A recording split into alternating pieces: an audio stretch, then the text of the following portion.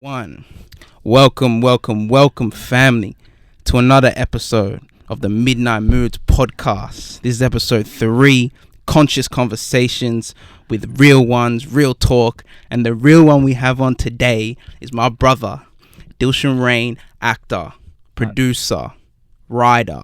What else, brother? Tell us. Tell us. Flex on these. Clown. Flex on them, bro. Clown. All the times that you used to. First of all, Facts. Comedian, bro. I'm very honored to be here. All right. I'm grateful. Thank you for coming in, brother. I'm really proud of seeing what you're turning into. No, seriously. Hey, you want to kick it off like that? I appreciate it, bro. No, I'm grateful. The conscious. I'm so grateful, bro. Thank you. It's like seeing a family member that you know and love, and then suddenly, wow, that's what he's capable of. Nah, that's deep. Wow. Deep. Oh, no, I appreciate that, Dil. Dilshan, me and Dil go way back. Way bro. back. What is it? 10 years? 10 years. 10 years. Quite a while. About 10 years. Yeah. Dilshan literally is a big brother to me. Do you know what I mean? Literally in every aspect.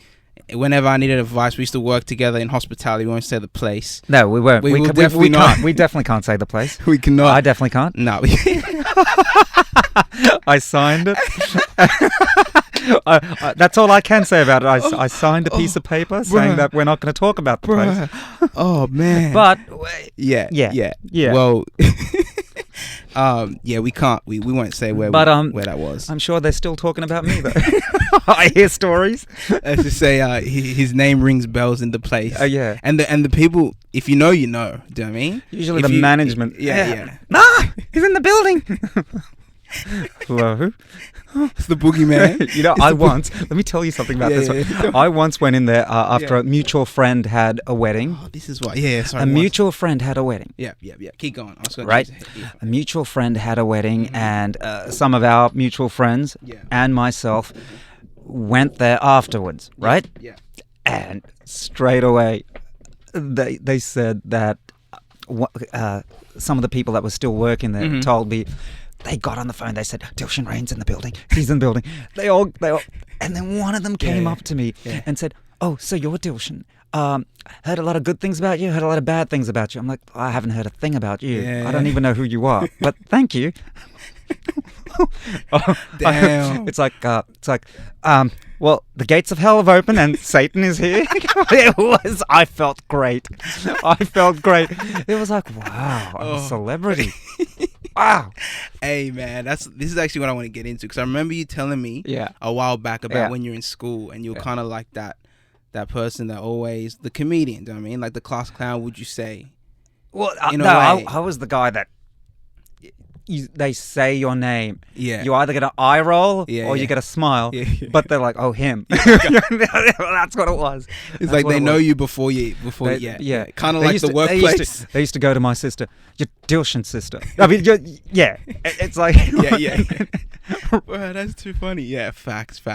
But man, we want to get into, before we get into the fun stuff. All right. I want to dive deep into the beginning. How it started, the catalyst. For you, it started when I was 9 years. I actually remember this. This is the weirdest thing. This is what I want to hear. I remember I was 9 years old. We were waiting outside Pizza Hut, right? Because my stepdad and I we were in the car. Yeah. And my mother and my sister went to Pizza Hut just to pick up our pizza. Yeah. See, because this is back in 1989. Damn. So it's not like now. You can just apps, nothing, right? You go to Pizza Hut. Yeah. You wait there. You wait there while they make your pizza. Small talk with and you watch to see. Yeah. And then that's it, right? Now I remember there was a full moon that night. There was a full moon, and because my stepdad's he's a mechanic. Yeah. All right, and he's a really good one too. I mean, now I think he's a foreman or whatever it is. Okay. But he was a truck mechanic, car mechanic. He just knew how to fix. Yeah. How to fix stuff. Yeah. But the thing is, so he was like, it's like, you need to do a job. Like, what do you want to, just a question that you ask all kids. What do you want to do? And I said, I want to be an actor. He said, are you sure? It's not guaranteed. These are all the questions. The parent. Yeah, the parent talk, questions. Right? Yeah. It's not guaranteed. Are you sure that this is the road that you want to go down?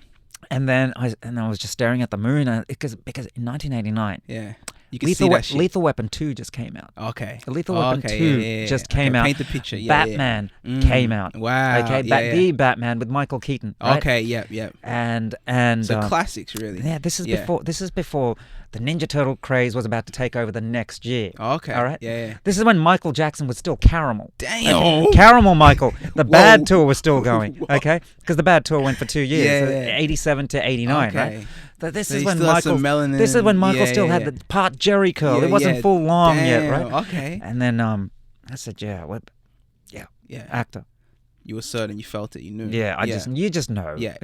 And it's just like you when you start rapping. You just know. I'm Something going to be good at this. I don't know why, but I think I'm going to be good at this. Innately within you. Yeah, I feel you. Wow. But I mean, so you looked at the moon, and this is as you were saying. No, I was staring at the moon when he was asking me. I was like, oh. Yeah, but I just remember now when you're asking me. Yeah. We were at Pizza Hut in the car park, and I'm staring at the moon. That's deep. It's crazy that you remember that. I remember that. Yeah, That's the memory that I get when you ask me, what's your first memory? Yeah, wow. You know? That's deep. Yeah, I feel you. But I found out that my mother's father, my grandfather, the street that he lived in Sri Lanka, it's named after him because he was a poet. Wow. He was a national poet, right?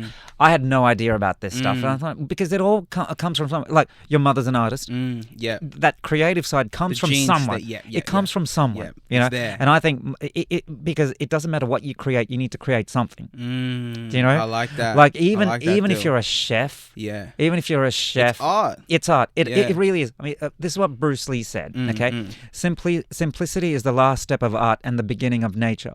Right? That's to quote Bruce Lee. So meaning that if you're really passionate and good, really good at something, it's no longer your art. It's a part of you. It's your nature. So it's basically who you become. So it is who you are. So when it becomes simple, it's no longer your art.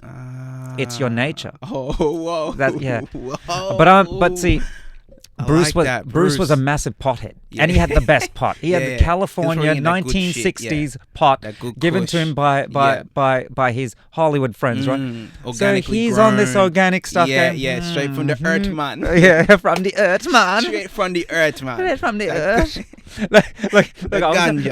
I was actually thinking about just then when you said straight from the earth, like imagine a really neurotic Rasta. I'm straight from the earth. Have you seen? Okay. Police Academy. You seen Police Academy? A bit. Okay, remember, there's a comedian. He's famous. Back in my generation. Bobcat Goldthwait is his name, right? Okay. Yeah. Bobcat. He changed his name to Bobcat, That's right? Actually, his name. But he was the guy that was in Police Academy 3 and 4. He's like, I joined the police. Yeah. He does that. He speaks like that. Yeah. So imagine a Rasta version. Everything gonna be Iron, right? You got to watch Police Academy 4. Anyone who's fan of the Police Academy movies, from 4 and onwards, it starts to die down. Wait, a so bit. how many are there? I think that it went up to all the way to 7. Damn. I think it's 7. Police Academy. They ain't 7. playing around. No. Well, when you got a franchise, you milk that. You milk that. Yeah. That's a fact. It's like what was How I Met Your Mother and all them? They all went for ages, Friends. All them, I feel that. So, but except for Seinfeld, he's the only one who wanted to go out when he was on top. Because it stayed good. I mean, I think Sopranos did the same thing. Okay. Breaking Bad did the same thing. Have you noticed those shows? Went out on top. I still haven't finished Breaking Bad. I need to hit that up. You gotta. I watched. Okay, so and it's rare. I doubled Breaking Bad. I've seen the entire season. All 5 seasons twice. Shit. Because the second time around, you watch it and you're just like, Yeah. You know, it's funny you say this. It's perfect because I wanted to talk to you about Tenet. Right. Because I just watched it last night and it's fresh on my mind because it's trippy. Right. But I was watching the reviews, like you know how they do breakdowns and stuff, just to get other perspectives on it. And this dude said something really profound, and I'm like, he's like, people don't make movies now where that trips you out. Yeah, that trips you out. That you want to go back and keep rewatching because it's like that's the true art because form. That's why it's like Inception. Yeah, Christopher Nolan's really good at this. Dude, I mean, he's the master today, brother. I mean, whatever Kubrick was in the 60s, 70s, and coming up to the 80s, right? And he inspired him, right? Oh, I'm sure. I'm sure he did. Yeah. But the thing is, it's like I wouldn't even say he's the new Kubrick. He's the only Nolan. He's his own. He's the only Nolan. Yeah, he's right? made his own. Yeah. And But the thing is, I think what confused me about Tenet, because I watched it twice. I had to watch it twice. Yeah, simply no, because I want to watch it like another 2 times. you have to. My friends know about this. Yeah. I have this horrible thing where if I eat, and this is embarrassing, if I eat white rice or if I eat sushi or anything like that before a movie, I fall asleep at the movie theater, right? And they all always get annoyed because you better not fall asleep. Every time I go with my friends, they're like, you better not fall asleep. And I went with Christopher Nolan fans, fellow actors, like, and he's like, he's like, Die Hard. Yeah. And I got a friend Jordan. You know, I call him the other Coco. I know Jordan. The other Coco. Yeah, right? I know of him. Yeah. Yeah. And shout out to Jordan. Jordan. Yeah, he's another actor. He's a good man. We're gonna have to get him on eventually. You have to get him on. Facts, yeah. But he usually sounds like this. but actually, I shouldn't say that. I shouldn't say that. I should. Okay. But he went like this. Look, we're gonna watch Christopher Nolan. You better not fall asleep. Okay, all right, Jordan. All right. I won't fall asleep. What do I do? I had sugar. I was downing a whole big box of popcorn. Yeah. They set you up, these cinemas, and pods. The little pods. Because pods. I have to eat, because now that I have all this salt, I have to get that sugar. And then what happened? Yeah. Insulin spike. That's it, yeah. And then he's like, I can feel his hate. Yeah. I woke up from the hate. Because I just see him from the corner of my eyes. Yeah. And I turn around and go, oh, wow. Okay. Yeah.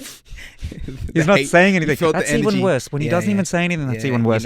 So it's like, but what happened was that the sound, you can understand Tenet. You can decipher what it is. Yeah. But it was the sound that threw you up. The mixing. The mixing. Yeah, it was a bit I put it down to the mixing. Yeah, no, I agree. I think if you pay attention to the film, all right, and if you watch it again when it comes on DVD, watch it with subtitles. I guarantee every single person who's into sci-fi movies like that will understand it. Bro, I loved it, man. It was great. I loved it. It was great. Like it's funny because like every moment I'd be like, oh, I get it now, and then it's just like, nah, you don't get it yet. You know what I mean? Nah. And I love it because it's kind of like life. Watch you know it what I again. mean? It's like you feel like you understand how everything works. It's like, nah, you don't know yet. You know what I mean? But the more you watch, you're like, oh, wow. You know, I'll tell you something. Speaking of Kubrick, now, when Eyes Wide Shut came out, right? Yeah. I watched it. I was like, I was 19 when it came out.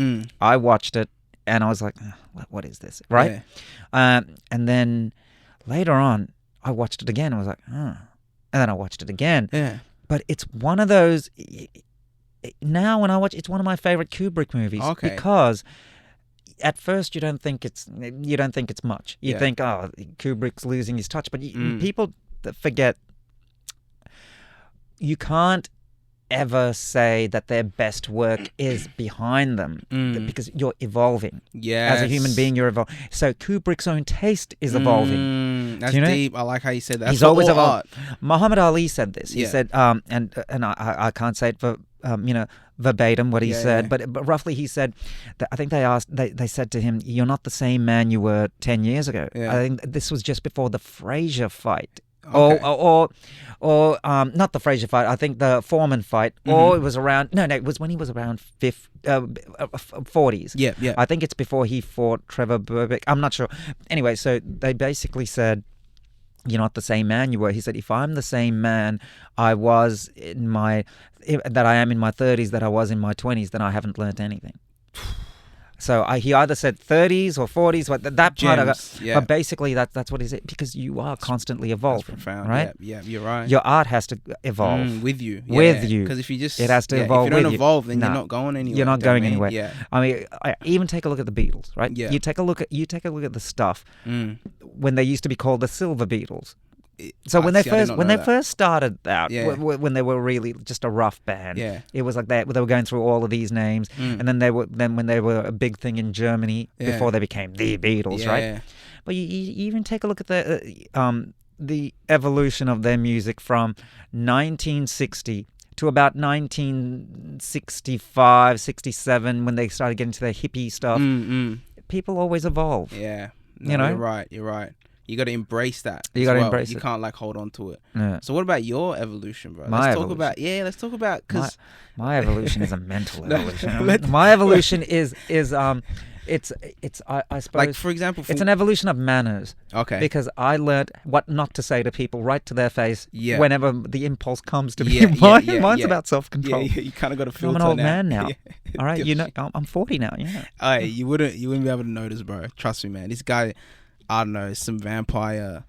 Just like, I don't know what it is. And you don't sleep. Well, that's the crazy thing, bro. Well, I sleep, but I sleep in the day in a coffin, surrounded by a mound of earth from my homeland. Okay, like Dracula. Legit, bro. Oh man, I avoid sunlight, and I don't know, but for some reason, I like garlic though. I should be doing that. Oh man, bro, dude. Oh, okay. I didn't think it was possible that you and I can have a clean conversation, but this is pretty good. This is daily. Me and Dilshan. This is our conversation. It's just me laughing half the time. Clean version, very clean version. Facts, very clean version. Let's swerve it quick to okay. So I wanna get to how it was starting off, right? Because I know back then. Oh, you mean the acting stuff? Yeah, because I know like diversity, right? Yeah, because I know now, for example, I do like modeling and stuff here and there. It's great now. This is the best. Yeah. And let me. But I want to know back then for you how tough it was. All right. So back then, man, okay. So got out of year 12 in 98, right? I graduated in 98, right? 1999 started officially, right? And like as in agency, headshots. But I went through it the worst way anyone can fall into it. Okay. First you had to figure out which are the rip-off agencies. Then you had to figure out which are the extras agencies. Yeah. And you got to remember, every single time you were sending out your auditions to get into an agent, it was VHS video cassettes with an 8x10 and a little printout of your resume.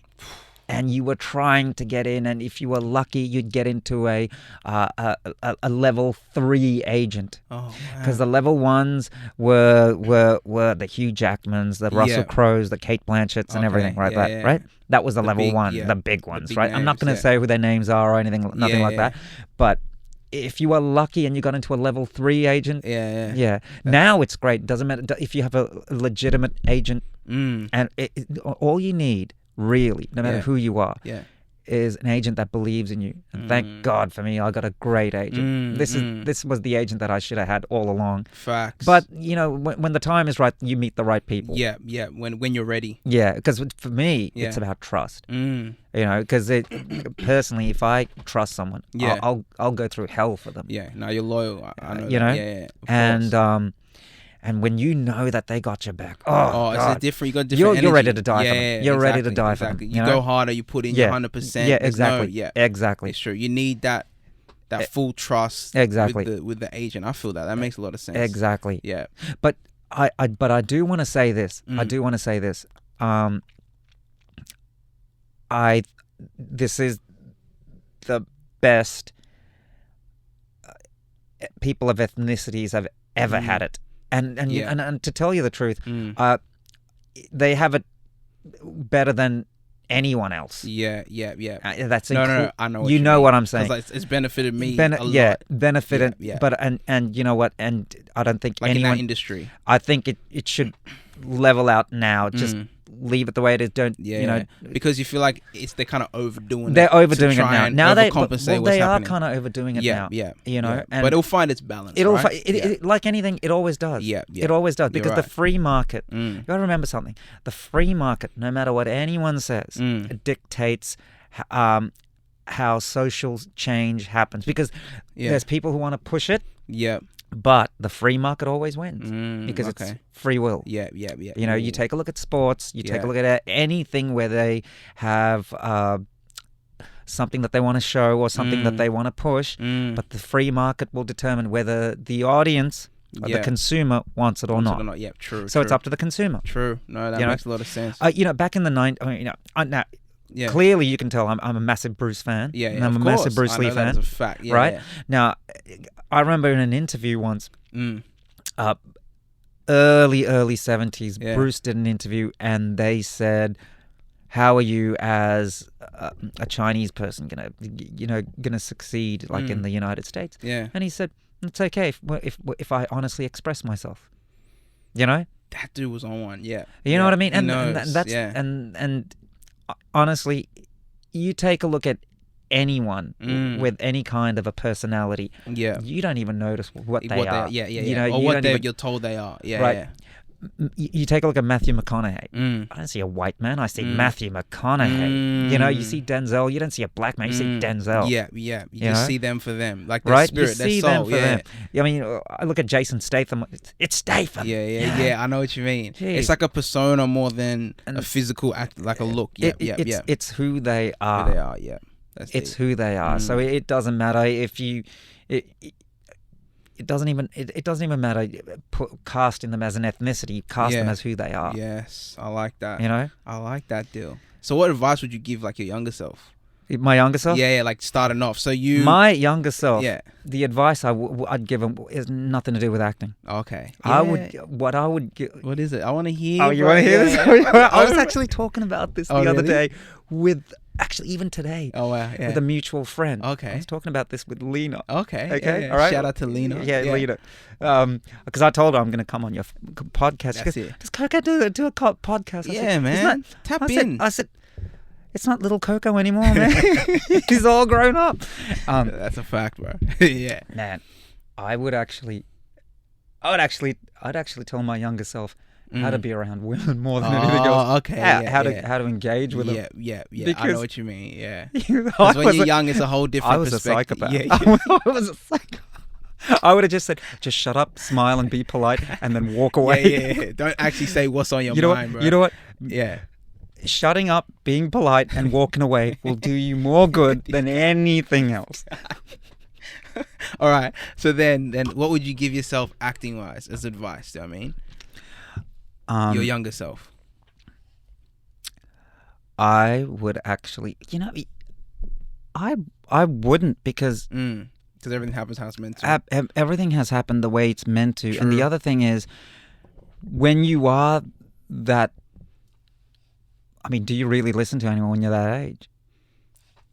Yeah. Right? Do you really? Yeah. You're we were meant just talking about that before, how much advice you'd give me, and I'd just be like... Yeah, how many times have I... And you'd still go do it, because you don't learn until... Coco, get your ass over here. I can't believe the way I used to literally talk to you like you were my child. This is like 18-year-old, 17-year-old Coco, yeah. Facts. I used to get over here. First time in the workplace. Yeah, definitely. But I know what you mean. I know what you mean. Yeah. This guy. Because you're remembering with a what? Yeah, exactly. I'm like going back to those moments. I remember a lot of. I remember walking into a fridge and suddenly all the milk, 2-liter milk cartons used to have little pin pricks. Dude, that was bad. Oh, that was bad. Shout out to them. To Jordan, they know who they are. Yeah. Anyway, we won't name names. Yeah. First of all, congratulations to Jordan. First time. Yeah, facts. We should say that. Jordan. That's a good point. Yeah, congratulations, Jordan Duval, a baby girl. Baby girl on the way. Well deserved. And he was a psychopath in his own right. Well deserved.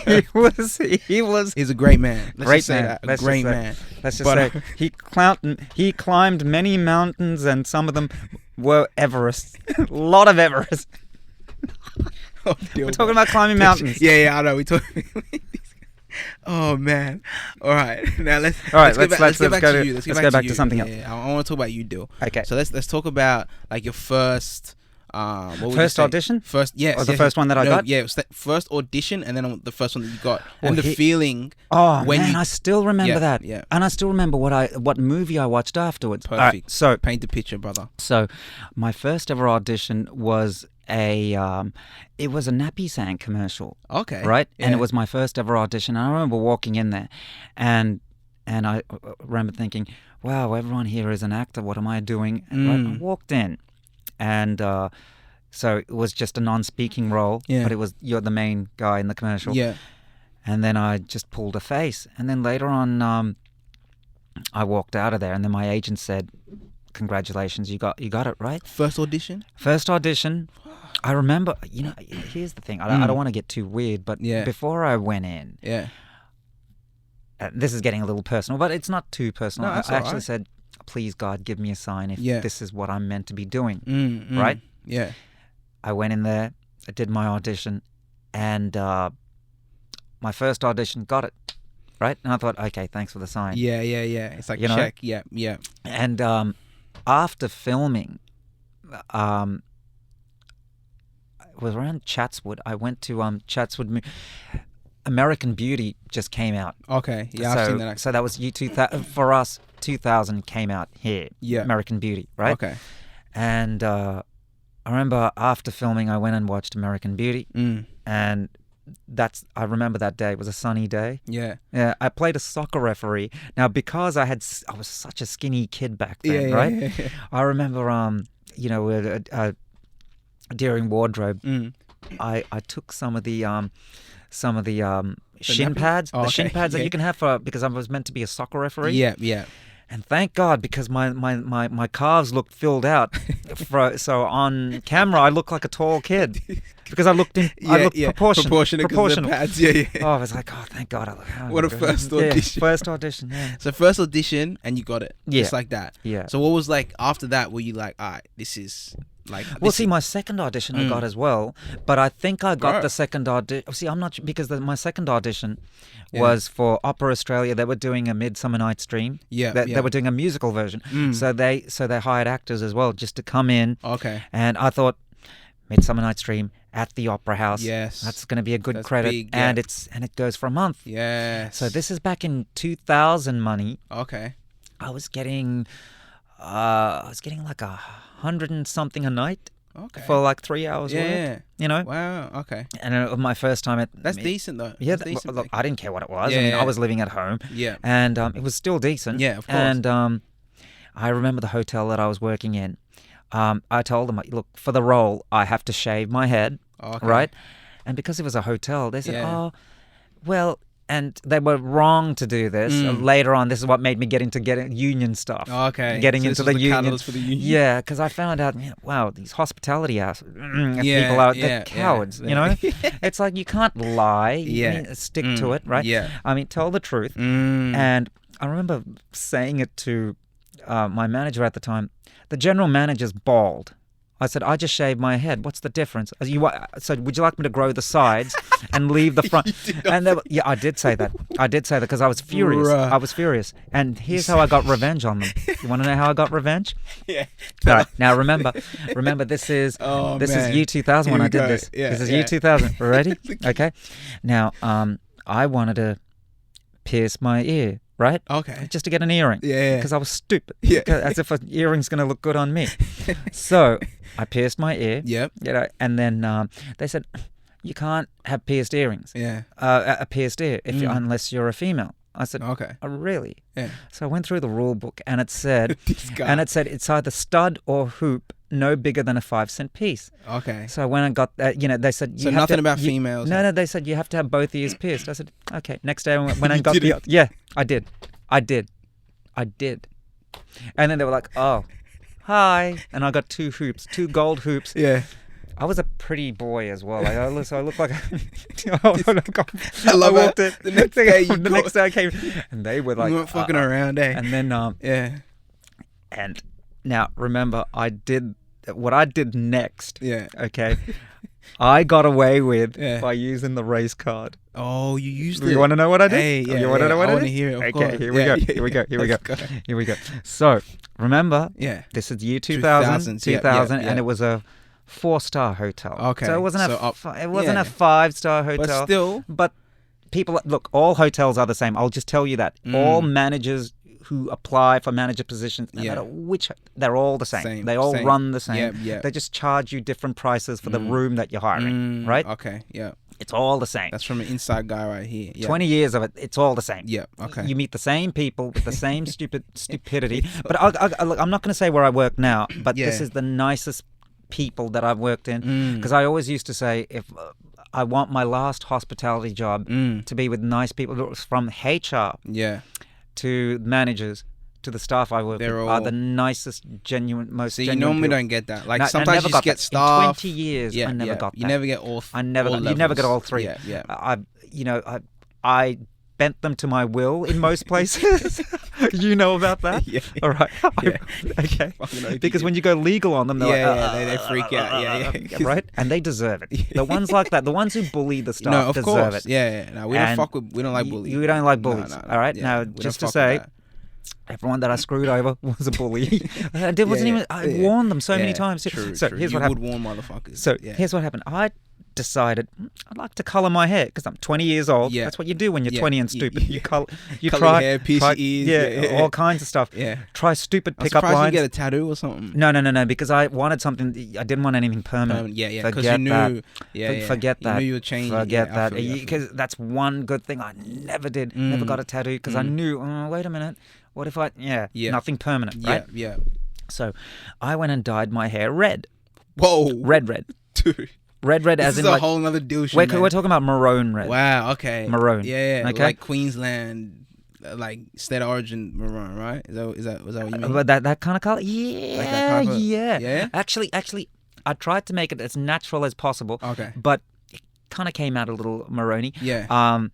And what happened was I don't know what I was thinking, but you're right. I don't know why. I thought that would Just look a good. feeling. Yeah. I mean, I suppose This is the people. energy you want. I suppose people who dye their hair red can actually answer that. Why would you think it looks good? Yeah. Until you... I'm becoming. See, you shouldn't ask. Hey, it's me. alright, bro. It's like, it's All right, alright. okay. It's fine, bro. Okay. Yeah. All right. Anyway, Yeah. so the minute I got to work, they said, it was like a natural color. So Okay. now remember that it was Yeah. close to a natural color, and because I remember there was a girl in reception, she dyed her hair Yeah. recently, Okay. right? And they said, you can't dye your hair. I said, why? It's a natural color. Yeah. They go, yeah, but it has to be a natural color. I said, so because because I have dark skin, I can't have natural hair that's for Caucasians. Is that what you're saying? No. We're not saying that. Is that what you're saying? No. Is that what you're saying? No. They left me alone after that. I said, I'll tell you what's going to happen from now on. Oh, Let me have, because down according the law. to, because I went Yeah. like this, according to the rule book, yeah. I can have earrings no bigger than a 5-cent piece, hoop or stud, So you which quoted I the have. whole- yeah. I said, give me this, or tomorrow I'm going to come in with lipstick. What the? And I would have done it. I would have worn lipstick. Just to make your point. I would have, yeah. Because I got the other ear pierced just to make a point. Damn, Dill. Yeah. And then slowly other people were doing, well, he's allowed to have an earring. So Yeah. they were doing it. Yes. And then then it starts a whole. And then I stopped wearing earrings because it was like, yeah, you just did. I so here's another thing that I did. Yeah. So they used to tell staff, we're going to have a staff meeting. I want you to come an hour before work. And they weren't going to pay you. Right. What? So you're a casual. Yeah. They're telling you to come to work an hour before just so they can talk about their corporate bullshit, which you want nothing to do with, right? How much education do I need in order to scrape food from a plate? Right? Yeah. What do I care about your corporate policy? Yeah, right? yeah. I don't care. Yeah. Pay me, Yeah. and that's it. That's it. And I'll do the work Yeah, for you. especially as a casual. Right? You're not I don't locked care. in. I don't Yeah, care. exactly. I'm 20 years old. Yeah, I don't yeah. care. I I don't do care. not care. I don't care. I can't tell you how much I know don't what you care. mean. You know what I mean? Yeah. And it's like, I used to get, when they used to have fire drills, I used to be like, I used to get this little bit of adrenaline. It's like, oh, good, burn. And like, I was like me. I used to go, oh, thank God, please burn. And it's like I used to cheer for this stuff. I'm like, please God, please let there be a death. And no, because you're 20. You're 20. I don't wish for it now. I know what you mean. Yeah. I don't wish for it now. I do not wish for it now. Please. But anyway, so get this, all right? Get this. So, Yeah. I'm loving this podcast, by the way. I didn't think I could do a clean version, but this way we're Bro, no, clean. this is clean, man. This is clean, good. all right. Yeah, and of it's still course. fun. It's okay. Okay. Keep it real, man. We're keeping it real. Fact. So here's what happened. So I actually got sick and tired of it, and I thought, you know what?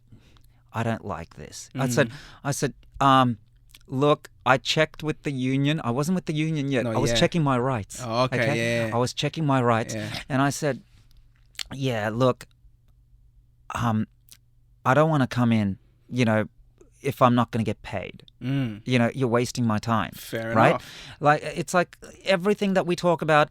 It's just like a group. It's like a group summit of idiots, like all coming up with idiotic ideas. It's like, well, if you take something, put it back. It's like, what? Yeah, common What? sense shit. What? Yeah, I know what you mean. Like, What? Shit that you should just I'm know. spending an hour of listening to a circle jerk of idiots. Just it's like these people went to school to study to be a servant, and I'm supposed to be here. Nothing wrong with hospitality, by the way. I just want to say this. Yeah, okay? You've been in it for 20 years. 20 years, exactly. right? Yeah. So You're just giving the real perspective. I'm just telling you what it is. So they said, well, he goes, but it's showing that you care about the workplace. I said, well, does the workplace care about us? Oh, let's go. What about? So here's what happened. Let's go. I joined the union, right? And I said, how it and so I begun. went up to my boss. I said, yeah, look, unless I'm getting paid, you know, time is money. I'm not going to turn up. So then they were going, oh, how come Dilshan never turns up? And they didn't want to say, well, we don't want to. Yeah, because then they all know. Yeah. Facts. So later on, they said, guys, if you could turn up an hour early, it's a paid meeting. I'm like, all right, I'll be there. You did it. You full started a whole, But after that happened, I was like, you know what? I don't even want to go. I was like, look, I'm only available at 5. That's your availability, It's like, no, can't do it. it. It's a paid meeting. But I'm not available. Yeah, not available to Shit. That's how it So started. that's how it started, the whole union. That's how That's how it became the union god. inkling. That's how Yeah. That's how I learnt. You are destined to be a bastard. Like, I loved it. I loved it. Now let me This is tell at you 20, the pièce de résistance of me becoming whatever the hell it is that I am right now. Okay. All right. Yeah. All right. Let me tell you what happened. Yeah. And this is all stemming from bullying. Yeah. You got to remember something. Okay. Because it used to always rub me the wrong way. It's like, I hate bullies. Yeah. So in school, did you get bullied? No. I had a group of friends who were like psychopaths. So, and God bless all of them. You know, I was protected in school. Okay, I was protected in school. But I you wasn't didn't a like tough people guy. getting bullied. I wasn't a tough guy. No, I wasn't a tough guy in school. Nothing like that. You know, I was the funny guy, right? Yeah. There's always a funny guy. Of course. And I was the funny guy who was nice, right? Yeah. But I hated seeing people get bullied. I hated it. I still hate it. Yeah. Like, it really I can see, riles me up. Yeah, of course. And I've only gone after big fish. Yeah. You know this. I've witnessed it. Yeah. You know this. Yeah. Right? Yeah. I've gone up, the Yeah, bigger you the don't better. give I'm a like, fuck. Yeah, you don't give a fuck. I'm going to go after that guy. Doesn't matter what. I don't care who what this type is. of suit they Where's got the on. CEO? Yeah. You go straight to the top of the food chain. That's what I. So, Yeah. So here's what happened. So did I lose my? Oh yeah. So so there was a banquet function. Yeah. Still, when I'm 20, year 2000 was a huge year for me, right? So this is all in the same year. Yeah. So in this particular hotel that I worked in at the time, the executive chef who was an Austrian dude, right, was the highest paid chef in the Southern Hemisphere. Damn. In the Southern Hemisphere, not Working just at your- Australia. yeah. All right, anything below the equator. The whole hemisphere. This guy. Yeah. But anything below the equator, it's only Australia. Everything else is, what the hell? I don't care who's offended. It's the truth. Anyway, I love my Australia. I the funny thing is, even though I'm an immigrant, right? Yeah. If I catch someone bashing Australia, Yeah. I'm the first one to tell them, It's beat kind it. of like my dad's kind Piss of like off. that. I'm My like, dad yeah, is kind piss of like off. that. It's Yeah, like that you know what? type of, I don't know, it's something, my dad is exactly like because that. the thing it's because is, the country's done you so much know, for him. Exactly. And obviously probably for you as well. No, because I'll tell you something. The weirdest thing, 1987. Yeah. I was actually, because some people think I'm English, right? So I get English customers People coming gonna comment. all the time. Yeah. They go, "Are you English?" I said, "No, I'm just pompous. I was born a snob." No. So what happened was this. Yeah. All throughout Sri Lanka, I always felt like I was the visitor. Oh, okay. Since I was a child. Yeah. Because you were born there, right? Yeah. Yeah. So my memories of Sri Lanka is, what am I doing here? Oh, okay. Weird, isn't it? Yeah, so you for a didn't feel child? like you belonged in the No, place I you were felt like born. I was the visitor. Oh, wow. 1987, I get off I walk out of Sydney Airport. Yeah. Sunny day. Yeah. It was in May. It was cold. Yeah. I was like, I'm home. Wow. Weird feeling. Instantly. And I remember I was staring at my palm, my right palm. It was around 7 a.m. No, about 8 a.m. or 9 a.m. Yeah. Right? I'm staring at my palm. Yeah. It's cold. The sun's warm. Okay, I'm wearing a coat. Yeah. I'm staring at my palm. I'm home. Wow. Isn't that weird? That is weird. How old were you? 6 and 11 months. Wow. That is, that's intense. Well, it's true. Like, just because you're born somewhere doesn't mean it's your home. Yeah. You know what I mean? So many people are like, feel called to different cultures. You know what I mean? Like, some people can dance. I've seen dudes that dance so, like, tribal, and they're, like, the lightest, whitest dudes. But there's something, it's like, I don't know, it's something else. It's something tells you you're home. Yeah, exactly. No, I feel you. And so going back to the chef, right? Oh yeah, that's right. It was a banquet. It was a banquet, and this guy, he was so rude. I mean, these days, a guy like this would be either reprimanded or fired if the way that he used to tell people, "Shut up." He used to abuse them until they cry and stuff like that. So, chefs are savage. So I remember I was given one specific task, right? Count the number of plates that are going out in order to know how tally the food. Yeah. Because when it's banqueting, it's a set menu. Yeah. Right. You don't know how much it's ultimate. Going out. It's an alternate meals and everything. Yeah. And I remember, and he literally sounded like this. All right, go. He was like that. His voice was like this. It was like this. Okay, tell me how many plates. He's like that, right? He sounded like a robotic Frankenstein because he was about 6'5". He was tall, big, skinny. Yeah. I mean, and I said, "Excuse me, chef. There's only another 20 to go." All right. Just take it. I said, "Look, I am taking it. Shut up." And then I was like, and it was that perfect moment where I was like, all right, you seen that Disney cartoon, Lambert, the Cowardly Lion? No. Suddenly, okay, so let me tell you a story about this cartoon, Lambert, okay? Anyone who hasn't seen it. Yeah. Okay, so this is like a 1950s Disney cartoon. There's certain Disney cartoons that run for about 10 minutes or 5 minutes. Yeah, those little short ones. The little short ones, right? So it was about this lion cub who was raised by a group of sheep. Okay. Yeah. Okay. And his mother and he was nursed by this ewe, a sheep, right? Okay. Actually, no. Ewe is a ewe. So ewe's a sheep mother. Sorry? Wait. Now I'm an idiot because I'm trying to figure out is ewe is a female sheep, right? Okay. I don't know. We'll look it up later on. Anyway, I'm not a zoologist. I don't even. Because someone's going to go, "Who's that idiot on Coco's podcast?" You. Well, it's not a you. I've been working with sheep my whole life, and it's not a you. Me whole life. Your husband's been cheating on you with a sheep the whole life. Anyway, so going back to that. No. Anyway, so stop it. Stop it. Stop it. Savage. Yeah, Go. All right. Don't. Savage, do right? not let me go.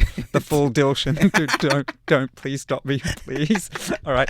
And so what happened was, I don't know why, I just got sick and tired of this guy because I was at that hotel for about a year by then, and you weren't even allowed to speak when you're lining up to collect the plates. Really? He had that much? Like he got everyone believing in his own crap. Now, get this, I had a story. Yeah. Before I started, he got beaten up and put in hospital for being the way that he is. He still didn't learn. Oh, wow. Yeah, because apparently one of the stewards, one of the dishwashers, was an ex-gangster or something, right? Right, and then he waited for him outside, broke one of his ribs or something like that. Let's go. Do you know what I mean? And he's still like that. So what happened was this. So the entire kitchen was lining up, like the chefs and everything like that. Yeah. And when he said shut up, I said, "Don't tell me to shut up. Why don't you shut up?" And then you can hear a pinprick. Everyone just turned around. It's like it's like that scene in Malcolm X, and when Malcolm does that, they just turn around like a militant. Everyone just looked at me, and he said, "I beg your pardon." And then I screamed, "Shut up!" And then I thought, uh-oh, I better turn. And I walked away, and he's walking right behind me. And I thought, this guy, if he grabs me, and I saw a wine bucket stand, I thought, bro. I'm just going to have to grab this and hit him in the knees because I can't fight a guy like this. Because I was a skinny little kid who didn't even weigh 55 kilos. 5'8", and not even 55 kilos.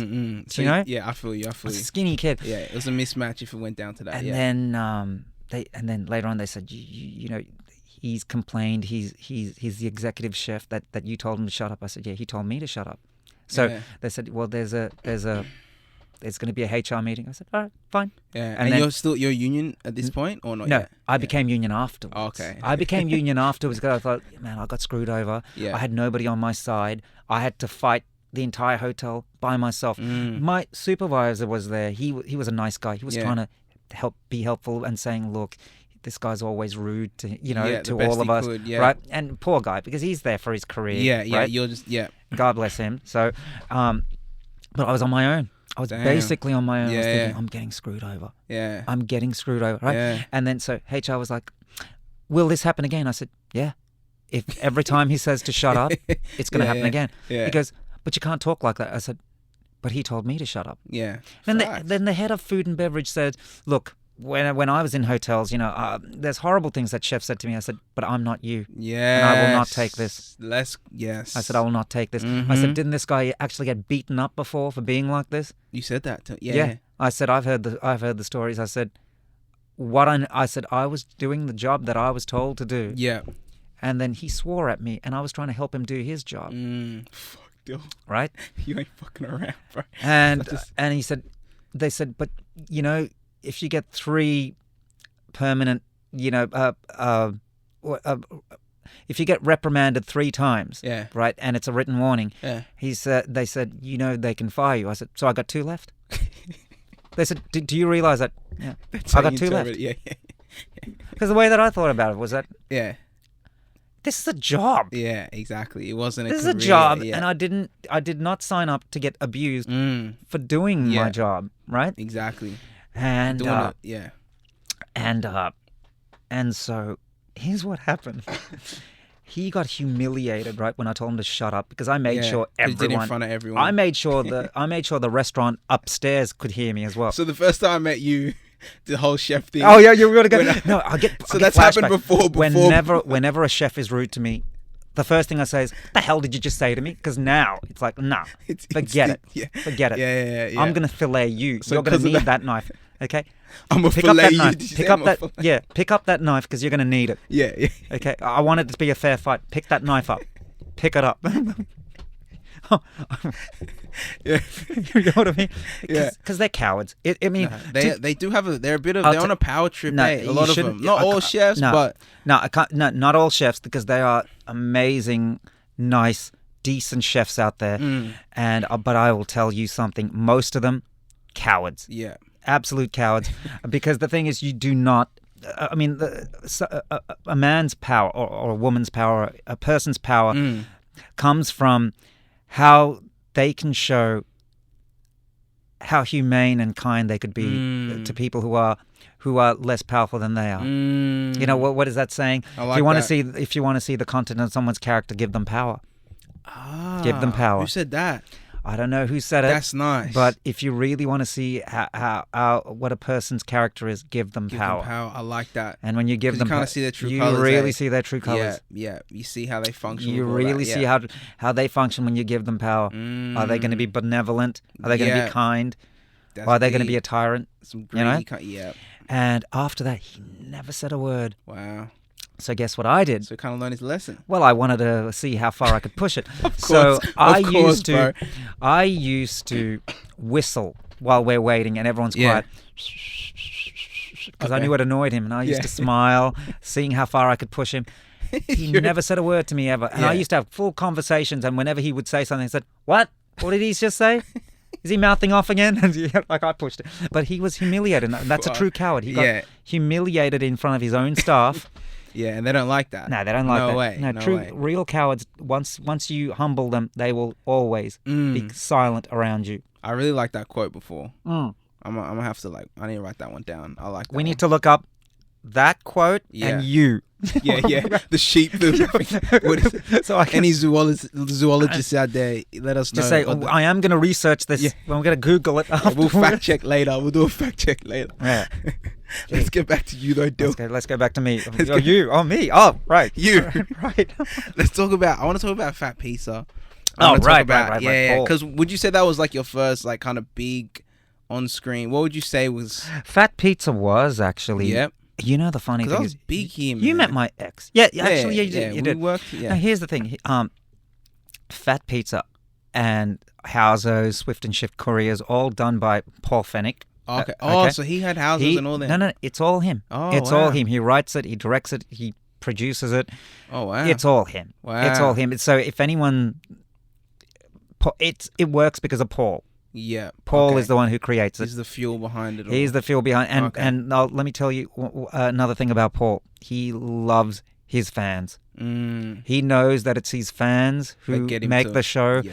And I'll tell you something. When I was on set, I've seen him so many times because fans always come to watch him film. Yeah. You know, and he loves them. Yeah. He loves them, 'Cause and he knows. And Yeah. he knows. What a legend. He knows because the Fat Pizza fans are so loyal. Yeah. Yeah. Facts. They're good people, you Yeah. know. And here's the best thing about Fat Pizza. Mm. And when I mean by Fat Pizza, I'm talking about all the spin-off series. We'll just give it that Are one. they all online? Can people watch it still? Like.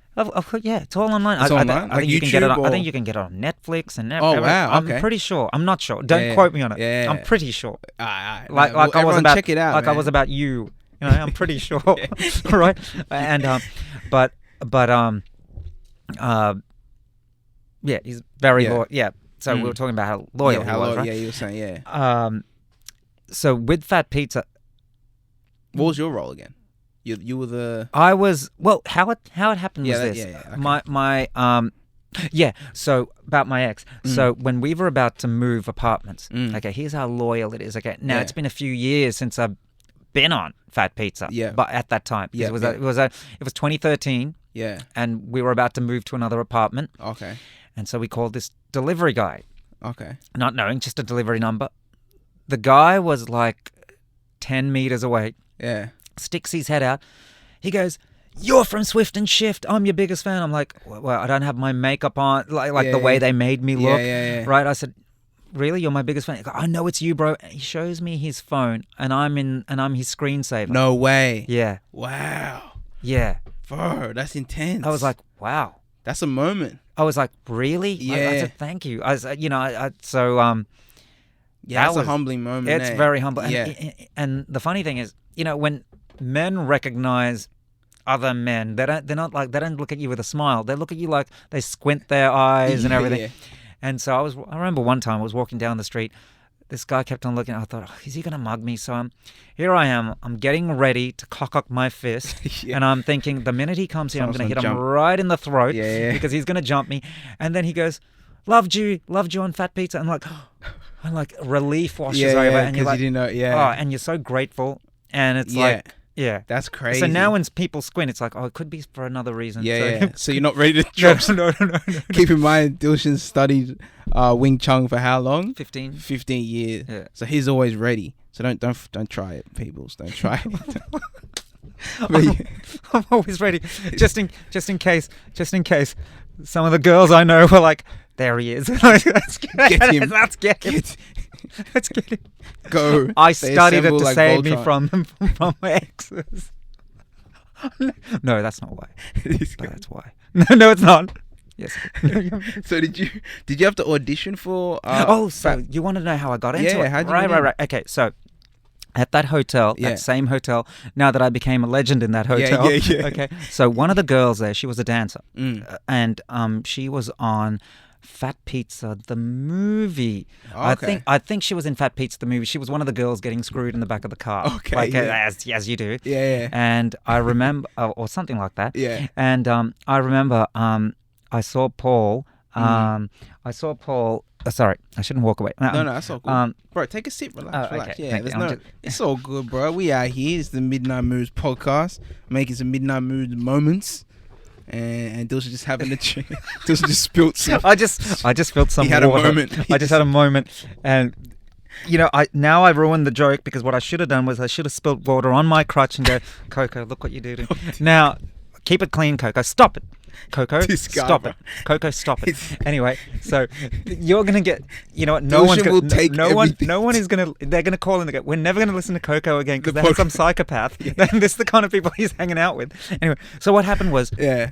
the dancer was somebody I knew, and Yeah. I saw, and Paul was in the city He was in the city near a Starbucks. There we go. Okay. There you go. Memories again.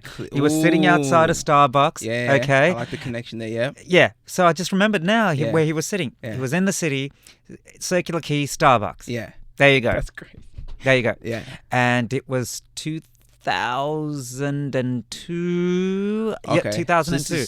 Yeah. Okay. And I remember I said, "Oh, so and so, works with me." I said, "Look, I love what you do. It's great that you're showing real Australia. Because here's the best thing about what Paul does. You got the Bogans. Yeah. You got the Middle Easterners. Yeah. You got the Indians or the subcontinentals, right? Yeah, You got the Asians. Yeah. You got the Aussies. You Yeah. got Kiwis. Yeah. But you got everything He in gives there. everyone And you know what? their And own- everyone's getting picked on equally. Yeah. Yeah. And that's why it's the most. I feel It's you. the most. It's the most racially pure. And what I mean by racially pure is that everyone gets insulted. Yeah. I know what you mean. When you everyone's insult- getting roasted. Yeah. Everyone equally. It's that's fine. equality. Yeah. That is equality. It's all good if everyone's getting roasted equally. Yeah, I that's what feel it you. is. That's No, what that it makes is. sense. You That can't makes- target when you Yeah. target one person. Then it starts. Then Then it's it's racist. but when you target everyone. I used to have a friend. Yeah. He used to say to me, "I'm not a racist." I said, I said, "You're not?" He goes, "No, I hate everyone equally." I go, "Good on you." I said, "You should love everyone equally, or you should hate everyone equally. Don't ever target anyone. As long as That it's means that you got equal. something. As long as it's long as it's equal. Long as it's equal, right?"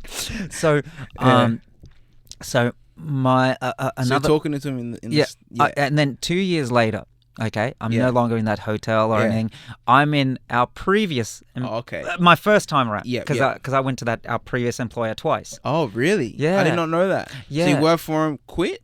and then Went came back? went to Canada. Oh, and then came back. Came back. Oh, wow. I did not know that. Okay. Yeah. So before I went to Canada, it was like a couple of months before I went to Canada for a year. Yeah. There was a friend of mine said, "Look, there's an open audition for pizza." I was like, "Oh, okay, all right. Well, I'll go and try."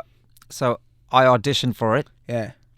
and then it wasn't even an audition. Okay. You just have to say something stupid and Yeah. act like an idiot and whatever. And then Just one of the guys came up. He goes, "Paul really liked what you did." He said Yeah. he wants to make you a regular. Oh, nice. Yeah, but Yeah. see, I was so full of myself back then, Yeah. and I thought, I want to be a serious actor. Look, if there's any people who want to be who want to get into acting, Yeah. do anything. Okay. Do any little job, Okay. whatever it is, do anything. Yeah. Yeah. Do anything. Yeah. As in the. Within the acting world, Yeah. like whatever opportunity comes, just take it. Yeah. Take it. Just take it. It's an opportunity. But see, yeah. I already bought my plane ticket. Okay. I already bought my plane ticket. I already booked my plane So you're ticket. kind of locked in already. I'm to- already locked in, Yeah, right? yeah. And then and I said, "Look, I want to do this, but I can't." Yeah. I said, "I'm going to be gone for a year." Mm. Now, Paul remembered that I'm going to be gone for a year, that when I got back from Canada, Yeah. I get a phone call from the guy that I knew who was working with Paul. He said, "Paul wants to know if you're back yet." I'm like, "Yeah, I'm back." Oh, wow. So that was great. So that's when the final season of Pizza was happening, season 5. Yeah. And then he was going to work on Swift and Shift Couriers. Wow. Yeah. So he full kept you in his. Yeah. What a legend. Yeah, he is. He's a good man. Wow. So that's how that happened. Really. That's how it interesting. happened. Yeah. Nice. So after that, hmm what was like what? Because you write your own stuff, right? Can we talk about Vincent? Or not We yet? can talk about Can we it. talk about Vincent? Yeah, we can Oh, talk about it. fucking, let's go then. Okay. All right, let's talk about Vincent. I've seen Vincent. Yes. And Vincent is the acting is amazing. The story's crazy. Like you don't know, like you think you know, but you don't. You really don't. You got to make it a twist. Yeah, the twist is neck level though. Like you did, and Dilshan wrote this. He wrote this. He produced it. Basically, you assisted directing. Basically, No, well, what happened was that no, I didn't assist. I didn't assist the direction. But Yeah. what basically happened was that I basically told the director there's a sequencing that needs to happen, Yeah, and it yeah. has to happen like this. It has to be locked your in, vision. Yeah. and it has to be exactly like this. Okay. So that's basically what Yeah, I I said. feel you. Yeah, Mm. because I had storyboards for this before. So I had I actually got one of my friends who's a graphic designer to actually do the storyboards for it. Okay. Yeah. Because I knew, what you wanted. look, I've been a massive fan of movies right? Yeah. Since I was a child, of just films. Yeah. Right? The art form. Just the art form of it. Yeah. I kind of knew how thrillers had to go. Okay. Yeah. I kind of knew the You had formula for the it. blueprint. I kind of knew, one thing I do know is psychological warfare. Let's just say I know that. It's definitely a psychological trip. I'm gonna tell you that right now. And Yeah. and so I had the storyboards done. I just knew that it had to happen in this way. Yeah. It had to happen. The director himself was chosen because of the type of mood that he does with his with his lighting, Okay. with his cinematography. Yeah. That's why he was chosen. He was chosen because he's really good at that. So you basically picked everyone, like you. Well, no, well. The Like, thing is, yeah. my co-producer and co-star, she was, I kind of, she's a friend of mine. I kind of told her about there's this idea that I have. Yeah. And I was telling her about it every now and then. How long did it take though? Actually, I never actually asked you that. How long did it take for for it to all, like, it was in your mind? But it was in my a certain story was in my mind. Yeah. And then what happened was that her character, I wanted to make it like just a regular girl who works at a diner or something like that. Yeah. And then she said, "Oh, look, this character isn't intelligent." I said, "All right, let's make her a journalist." Yeah. Yeah. So that's what I changed. Ah. But the sequencing and how the twist happens and things like that, I kind of had it cemented in my head already. Yeah. Yeah. Wow. I just knew that it was a story that had to center around a priest. Can you give everyone like the background story of So of background Vincent? story Yeah. is this: it's Pittsburgh, 1980. Mm-hmm. Okay. And there's a murder, and the priest is getting haunted by nightmares, and he sees this ghost that keeps following him around, and it's intense. Yeah. I'd love to say more, but that's all. Yeah, that's all you can, because it's a short film. It's a short film, and you can't really elaborate on it, and too much. Yeah. And if you do, you kind of give away the story. Of course. No, I feel you. Yeah. So when because I know it's going to film festivals and stuff. Can you tell the family all the awards at one quickly? Do a little flex on them. Oh, you want me to flex? Come on, bro. It's a little. It's one. Well, the film itself has won. Let's see, 4 Let's go. Best Thriller awards. Ooh, so from shit. 4 different festivals. So there was 2 in New York. Yeah. 1 in Prague. That's right. We worldwide, baby. 2 in New York. Yeah. 1 in Prague. 1 in England. Far out.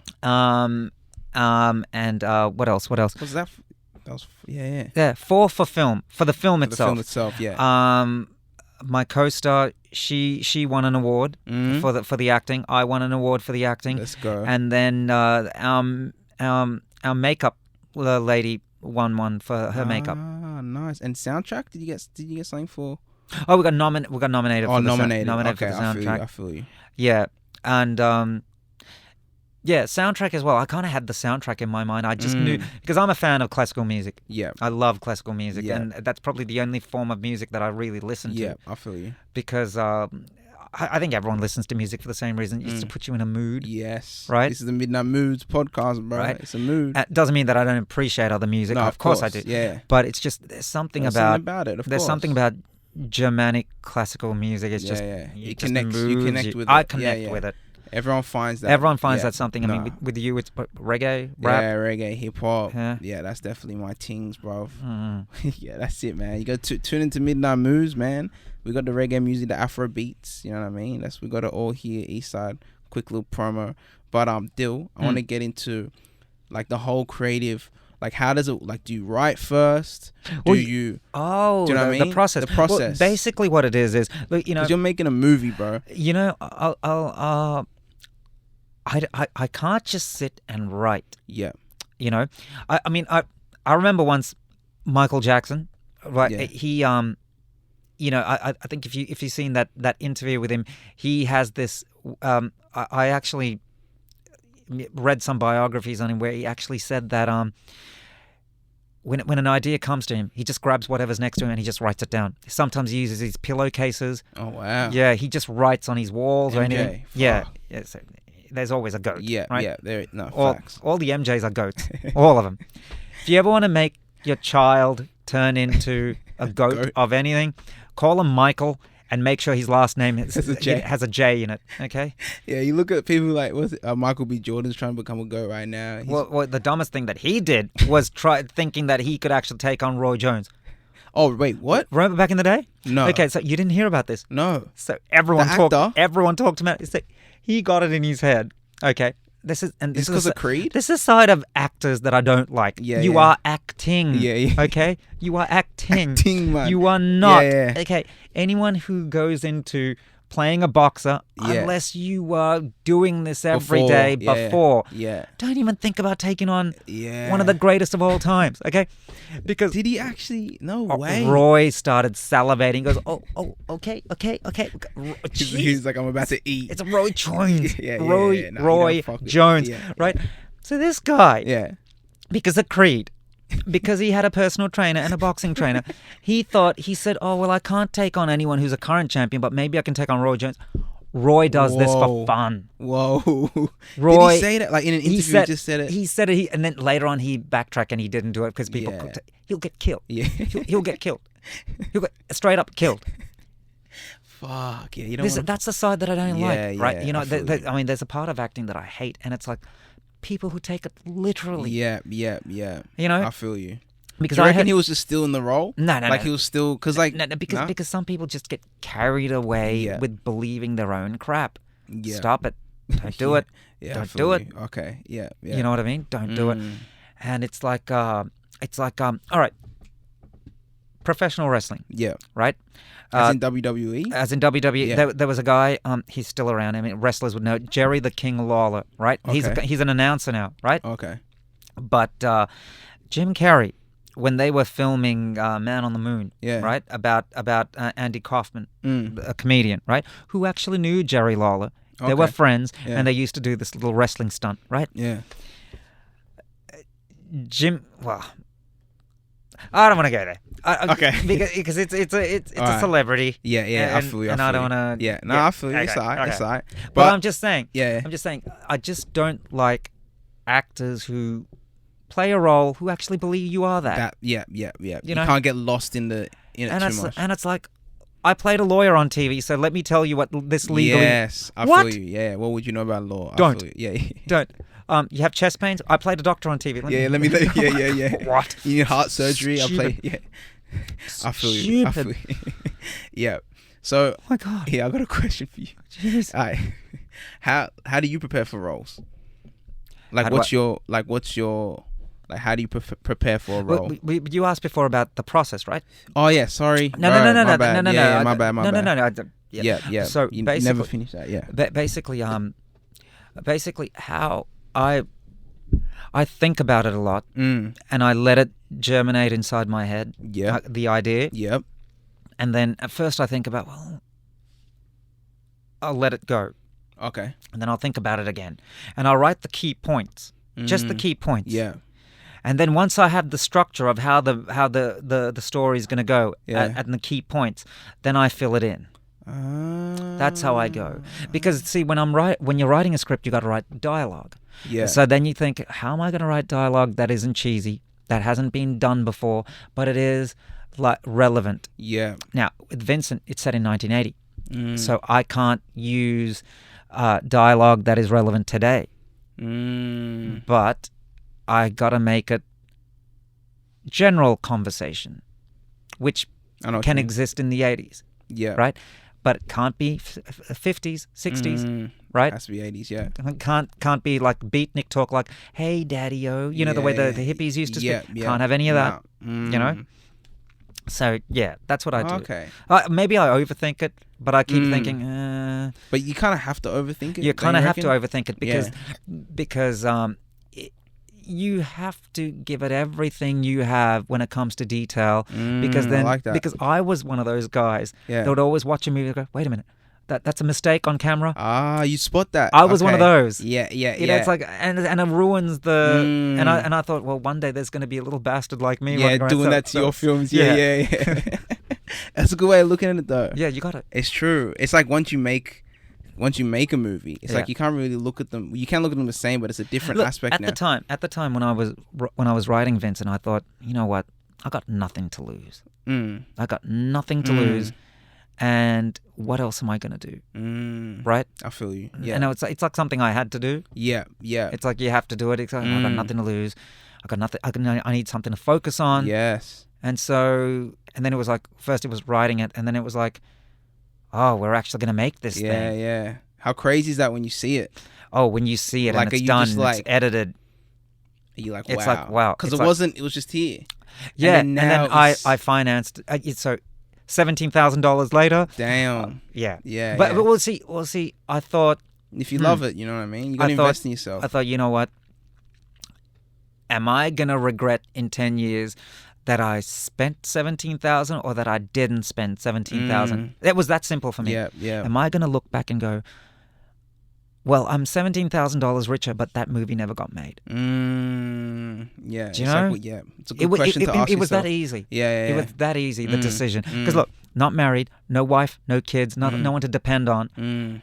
I can make this. You could do that, yeah. Or I don't. So it's a no-brainer really for you. Before this, I went to a film school.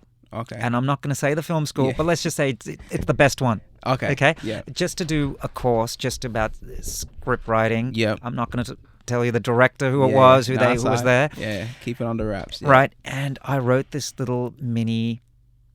You have to write a little mini script. Yeah. And then this guy was saying, "Oh well, I'd actually write it like this." And I was thinking, well, nobody knows who you are. You're a teacher. Yeah. And I know I would rather prefer it like this. And I thought, that's it. I'm not going to listen to anyone. Yeah. That was that moment where you... You know the singer George Michael? Yeah. George Michael said this. Okay. He's one of the goats, right? Yeah. Right? He said this because he got into music in the early 80s, right? Straight out of high school, right? And he said, a record producer can't tell you what makes you a star or how to create a star. Back in the 80s, right? He said, so right then and there, he said, I'm not gonna listen to anyone. I'm just gonna do what I'm gonna do. Because if they don't know how to create you, then you have a feeling, right? Yeah. You have a feeling this is the way I should be going. Yeah. Then go the way you're going. I like that. Yeah, you got to listen to you listen to yourself. You got to listen to yourself. Intuition, right? You have to listen to it. Yeah, you have to listen to it because it's guiding you. Yeah, it is. So it's funny you talk about intuition because it's like it's always there. Yeah, it's always. But there. it's just like things will throw us off. Yeah. Where it's still there, but you're just so distracted that you can't tap into it. That's right. Do you know what I mean? You always have to. What do you do to tap into that? What do I do? I try to get into a constant breathing, regular breathing. Yeah. And then I try to listen what's between the thoughts. silence. Oh, okay. If you listen deep enough and you're quiet, there's a sound within the silence. Okay. Yeah. I feel that though. I know what you mean. Yeah. So it's the breathing that gets you there. Well, no, I kind of... Gets you to that space. I kind of relax. Yeah. And having a breathing slowly gets me to relax. Yeah. So that's all it does. It just needs to be relaxed. relaxed. In a relaxed state. Yeah. When you relax, then you kind of ask yourself a question, or you ask God a question, whatever it is, and then you just wait for the answer. And then you kind of feel it. Oh, it's this. Yeah. That's deep. That's going to help a lot of people, bro. Well, usually, I hope it does. Yeah. I hope it does. Because we all have it, do you know what I mean? Every single human being has it. They just have to go, you know what? Hell with this. I'm going to do what I want. You know? You need that in your industry as well, don't you think? In like acting and all that. You need to have that. Just a belief in yourself. Belief in yourself. Like, I'm going to do me. Having a great agent is amazing. Yeah. But you got to have a type of self-confidence. Look, here's the thing. You need to be able to take rejection Yes. Because you're going to be rejected a lot, Yes. constantly. No, I feel that. Cause And even, I'm still, I still haven't gotten to where I want to get to. yeah. Nowhere near it, right? Mm. I mean, I've had a little success and everything, Yeah, but yeah. the thing is, you got to get so used to rejection where it's You kind of desensitize to that shit. Next. Yeah. No, I feel that. I had to build that up with like doing commercials and shit. Cause like it was like kind of like you. I started getting them straight away. Yeah. And then it's just like all of a sudden I'm just not getting all these. And then like the first bits of rejection, you're like, what the fuck? Gambling works the same way. You know what happened? I remember the first time Yeah. I won at gambling. Yeah. But it was the first time I touched a poker machine. Oh, so this is pokies. Like Yeah. the pressing. Yeah. Yeah. So I put $1 in. Yeah. You know how you tap it? Yeah. Second time I tap it, it went up to $151.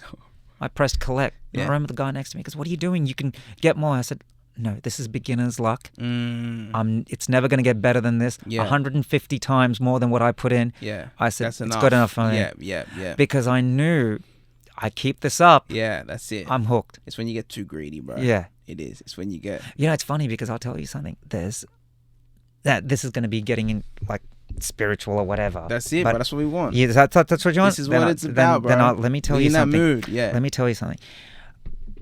There's forces out there that you can't even understand, right? Like I don't even understand. Yeah. But I've noticed what I do understand is patterns. I notice patterns a lot. Okay, that's one thing that I can say that I'm not an expert on, but I do notice patterns, right? And after working in an establishment that does have gambling, does have food, whatever, right? I've noticed that whatever it is, life, you know, there's the positive energy in life, there's the negative energy. One can't exist without the other. Yeah, you need them both. Right? It's You need them both. Yeah. You need them both at the same time, and there's equal amounts.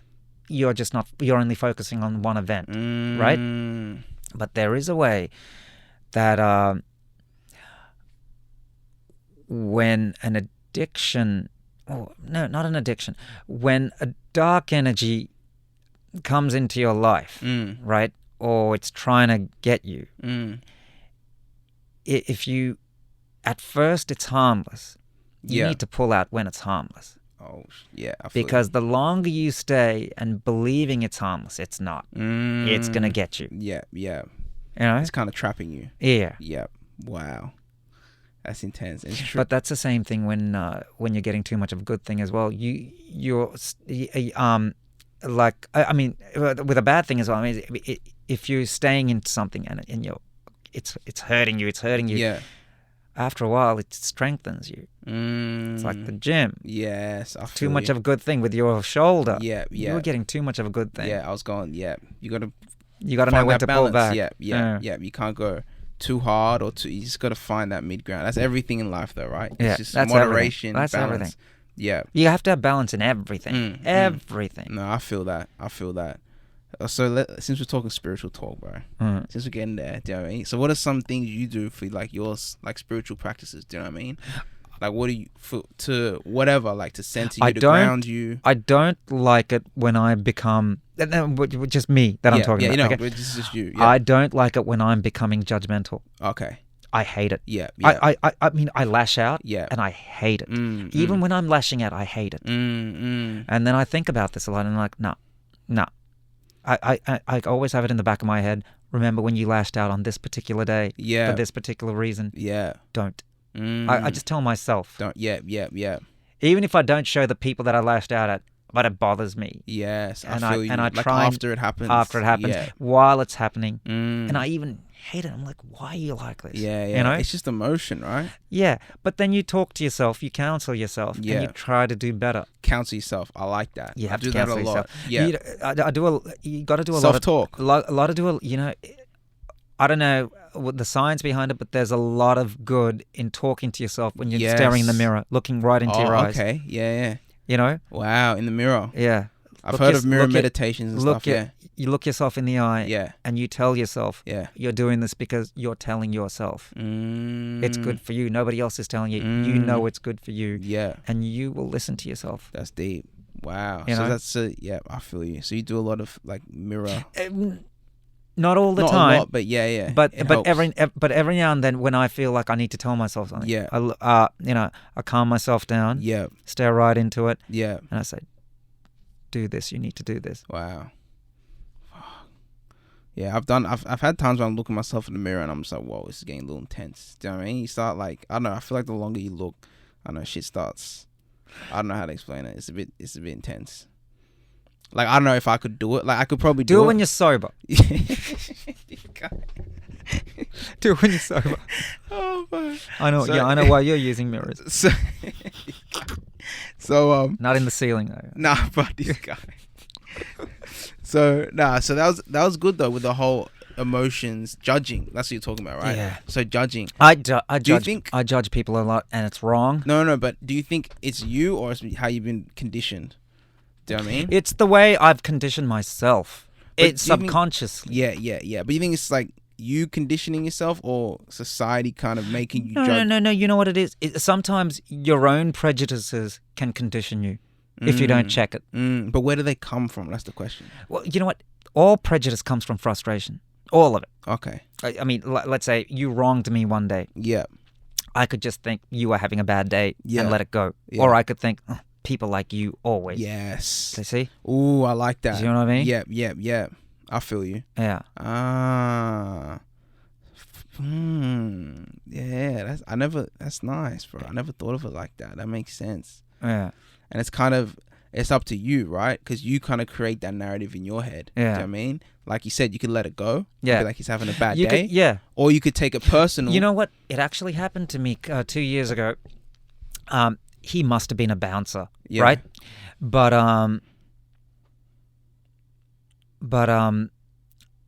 I was walking down Yeah. the street.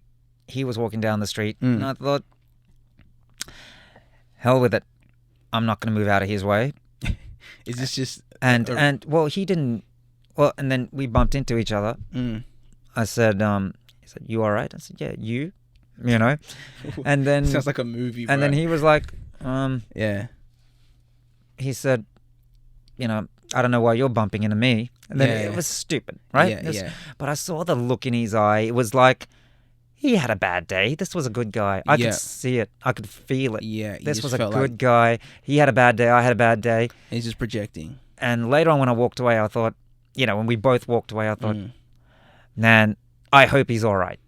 Ah. And that's when I knew that you don't get that feeling unless you know that's a good guy having a bad day. Yeah. You know? Mm. And I was just glad that I had that feeling. It was a feeling. I hope he's all right. Yeah. Because that proved to me that I'm not an asshole, like a complete, you know? Yeah. And I'm pretty sure he probably had the same thing. Yeah. You know? That's interesting. Yeah. So it was a feeling that came upon you like, no, this guy's just having like this. Like, I just knew Yeah, what it was yeah. like. And I was like, man, why did you do that? You could have easily been the bigger person. But sometimes you get into these moods and it's Yeah. up to you to check yourself and go, wait, No, I'm in this mood. Legit.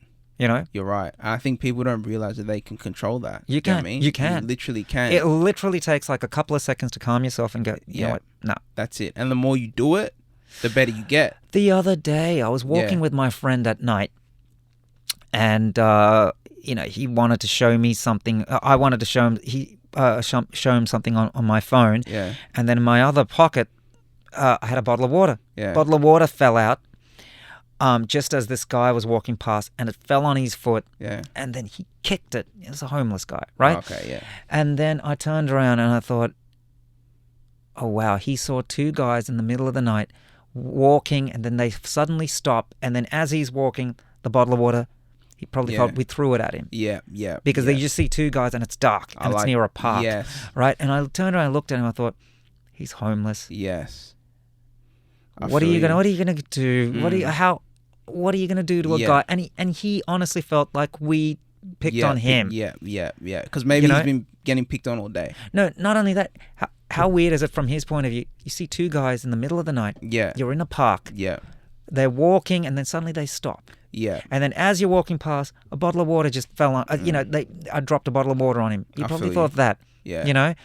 And then we just turned around, we walked away, and then I thought, yeah, poor guy. Yeah. Yeah. You know? Because judging from his point of view, Yeah. How creepy is it? Two guys just stop in the middle of, and then suddenly there's a bottle of water. Like, what the fuck? He didn't see that the bottle of water slipped out. Yeah. So from his perspective, it looked like... You have to check yourself. You have to honestly think, oh no, this is nothing. And you think, what I got from what you said, it's like putting yourself in their shoes. Do you know what I mean? It's like, that's how you can understand the situation better. Yeah. Do you know what I mean? So it's like you have your perspective of it, but then it's like you don't just jump straight away from how you're feeling. You're like, wait, let me look at it from his side, and then that's how you're like, oh, actually, you know what? Let this go. Yeah. You know what I mean? Let it go. And that's the key right there, letting it go. Let it go. And you know what? Every time you let it go, and this is... People can test this themselves. I know where you're going with this. Every time you let something go, something good always happens to you. Even in a small way, it'll always happen to you. Something good. It's shout out to my guy Dario, right? He was on a few podcasts ago as well. He told me this. It's like weight versus weight or something, where basically like the more weight you have, the less you can receive. So the more you let go, the less, like, the more you take off. Right. The more the universe, God, whatever, can actually channel it, like funnel into you. Do you know what I mean? So the more you let go, like you said, the more things can come in your reality, abundance of blessings or whatever it is. Do you know what I mean? So it is. You're right. Letting go is so, like, it's a must. It is. You gotta look. Here's the thing. We all have negative thoughts all the time. Yeah. All of us, right? But here's the one thing. Now, once again, I'm only speaking for myself. Yep. And I'm not an expert, right? But just from what I observed, but I am an expert in who I am. When it comes to who I am, I like that, bro. I'm the world's greatest expert on who I am and how I think. Yeah. I have a PhD in BS. I'm a master's degree. It's so. What I'm saying is this. One thing that I've noticed is that it's natural to constantly get positive thought and negative thought. You can't always be positive because you lose your balance. Yeah, and you start lying to yourself. You can't always be positive. It's ridiculous. Yeah. You know what it is healthy. When what is healthy? Sorry. Now it's like, who's this retard that can't speak? We can't use that word anymore. But what I was going to say was, I use it all the time. It's like,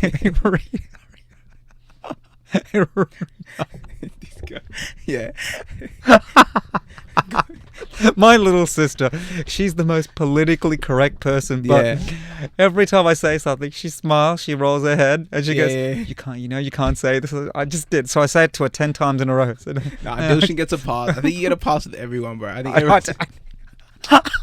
literally, bro. Okay. I literally think everyone that knows Dilshan is just like, nah, this dude gets a pass. He just goes. You know what I do? I even tell her, I go, pass me the retard cup with that and the retard Coke bottle, because I want to have a retard drink.